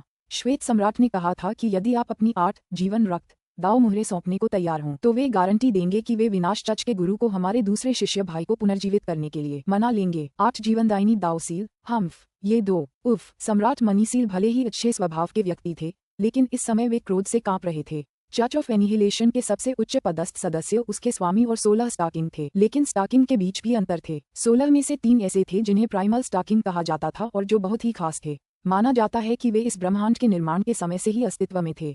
श्वेत सम्राट 3 आदिम स्टाकिंगों में से एक था और विनाश चच के नेता का गुरु था। हालांकि विनाश चच का नेता अंततः पूरे ब्रह्मांड का सबसे शक्तिशाली व्यक्ति बन गया था, जिसने अपने स्वामी को पछाड़कर पूरे ब्रह्मांड को एकीकृत कर दिया था। विनाश चच के नेता ने मेरे शिष्य को पुनर्जीवित करने के लिए 9 जीवनदायिनी दाव मोहरें मांगी। जहां तक उसके गुरु का सवाल है, उसने बस थोड़ा कम मांगा, सिर्फ 8। सम्राट मनीसील ने दांत पीस लिए। इन दोनों ने मुझे अंधाधुंध लूटने के लिए कोई निजी समझौता किया होगा। जीवनदायिनी दाव सील सम्राट मनीसील की सीलों के दाव में प्राप्त विशेषज्ञता के सर्वोच्च स्तर का प्रतिनिधित्व करते थे। उनमें अकल्पनीय शक्ति थी। अगर आप किसी शत्रु द्वारा मारे जाते तो आप तुरंत पुनर्जीवित होने के लिए उन पर भरोसा कर सकते थे। एक एकल जीवन रक्त दाव सील एक अतिरिक्त जीवन का प्रतिनिधित्व करता है। अनगिनत वर्षों में सम्राट मनीसील ने इन दाव मोहरों को बनाने के कई असफल प्रयासों में अपना बहुत सारा खजाना खर्च कर दिया था। इतना सब कुछ होने के बाद भी उन्होंने केवल 2 ही जीवनदायिनी दाव मोहरें बनाई थीं। यहाँ तक कि इन दाव मोहरों के आविष्कारक उनके जैसे व्यक्ति के लिए भी इन्हें बनाते समय असफलता की बहुत अधिक संभावना थी। निर्माण प्रक्रिया बेहद कठिन थी। उन्होंने विनाश के चच के गुरु से स्पेस टाइम के प्रवाह को उल्टकर अपने प्रिय शिष्य को पुनर्जीवित करने का अनुरोध किया था। उन्होंने अपने दूसरे शिष्य को अपने बेटे जैसा प्यार दिया था। वे कोई भी कीमत चुकाने को तैयार थे। अफसोस, चर्च ऑफ एनिहिलेशन के नेता ने उसे साफ तौर पर अस्वीकार कर दिया था। स्पेस टाइम के प्रवाह को उल्टकर एक वर्ग स्तर के डाउनलॉर्ड को पुनर्जीवित करना असंभव। मैंने अपने किसी अनुचर या शिष्य को भी पुनर्जीवित नहीं किया है। ये स्पष्ट इनकार था। हालांकि सम्राट मनीसील अपनी जीवन रक्त दाव मोहर का एक आधा अधूरा संस्करण लेकर आए थे। चर्च के नेता इसे देखकर दंग रह गए थे। अपने उच्च पद को देखते हुए उन्होंने तुरंत पहचान लिया कि यह मोहर कितनी मूल्यवान है। उन्होंने तुरंत अपना स्वर बदल दिया। मेरी शक्ति को देखते हुए अन्य ब्रह्मांडों की केवल कुछ सबसे प्राचीन शक्तियां ही मेरे लिए खतरा बन सकती हैं। यदि आप मुझे इनमें से 9 जीवन रक्त दाव मोहरें दे सकें तो मैं स्पेस टाइम को उलटने और आपके शिष्य को बचाने के लिए आवश्यक मूल्य वहन करने को तैयार हूँ।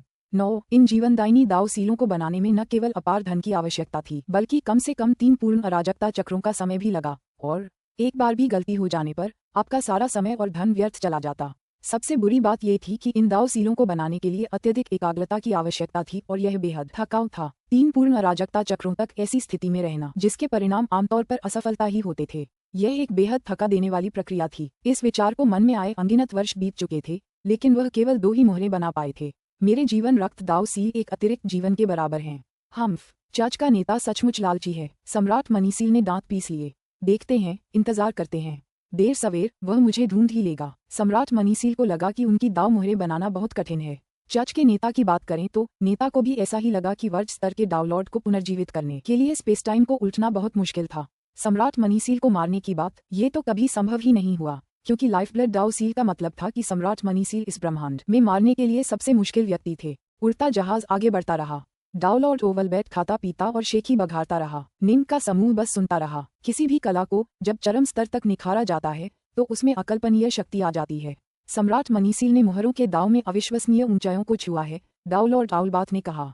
मैंने सुना है कि 16 स्टाकिंगों में से श्वेत सम्राट ने धातु के दाव में इतनी ऊंचाइयों को छुआ है कि आप उसे समझ भी नहीं सकते। निंग और अन्य लोग उसकी लगातार बातें सुनकर खुश थे और उड़ने वाला जहाज आगे की ओर टेलीपोर्ट होता रहा और जेनेसिस लेंस के केंद्र की ओर बढ़ता रहा। वह देखा, डाउनलॉर्ड आउलबाथ ने दूर की ओर इशारा किया। निंग और बाकी लोग जो कुछ देख रहे थे उससे दंग रह गए। उनके सामने धरती में एक अविश्वसनीय रूप से भयानक खाई थी और उस खाई के ऊपर लगभग 1 अरब किलोमीटर आकार की एक दुनिया मंडरा रही थी। ये दुनिया प्रकाश का एक विशाल स्तंभ बिखेर रही थी जो अनगिनत भयानक आभाओं से भरा हुआ था, जिनमें से कई तो शाश्वत सम्राटों की आभाओं के बराबर थीं। उस उड़ती हुई दुनिया से कई जंजीरें जुड़ी हुई थीं और वे जंजीरें स्वयं बाहरी पहुंच की भूमि में मजबूती से जड़ें जमाए हुए थीं। यही आंतरिक पहुंच है, वह संसार जिसने पूरे ब्रह्मांड को जन्म दिया है और जो इसके सभी प्रमुख तत्वों को धारण करता है, डाउनलॉर्ड ओवलबाथ ने कहा। 8 प्रमुख तत्व श्रृंखलाएं हैं जो इसे बाहरी पहुंच से जोड़ती हैं। आपको बस उन श्रृंखलाओं पर चलना है और आंतरिक पहुंच में आगे बढ़ना है। लेकिन हाँ, अगर तुम सावधान नहीं रहे और उस खाई में गिर गए, चौथे चरण के डाउनलॉर्ड भी उस खाई में समा जाएंगे और मारे जाएंगे। तुम्हारे जैसे लोगों की तो बात ही छोड़ो, डाउनलॉर्ड आउलबाथ ने कहा।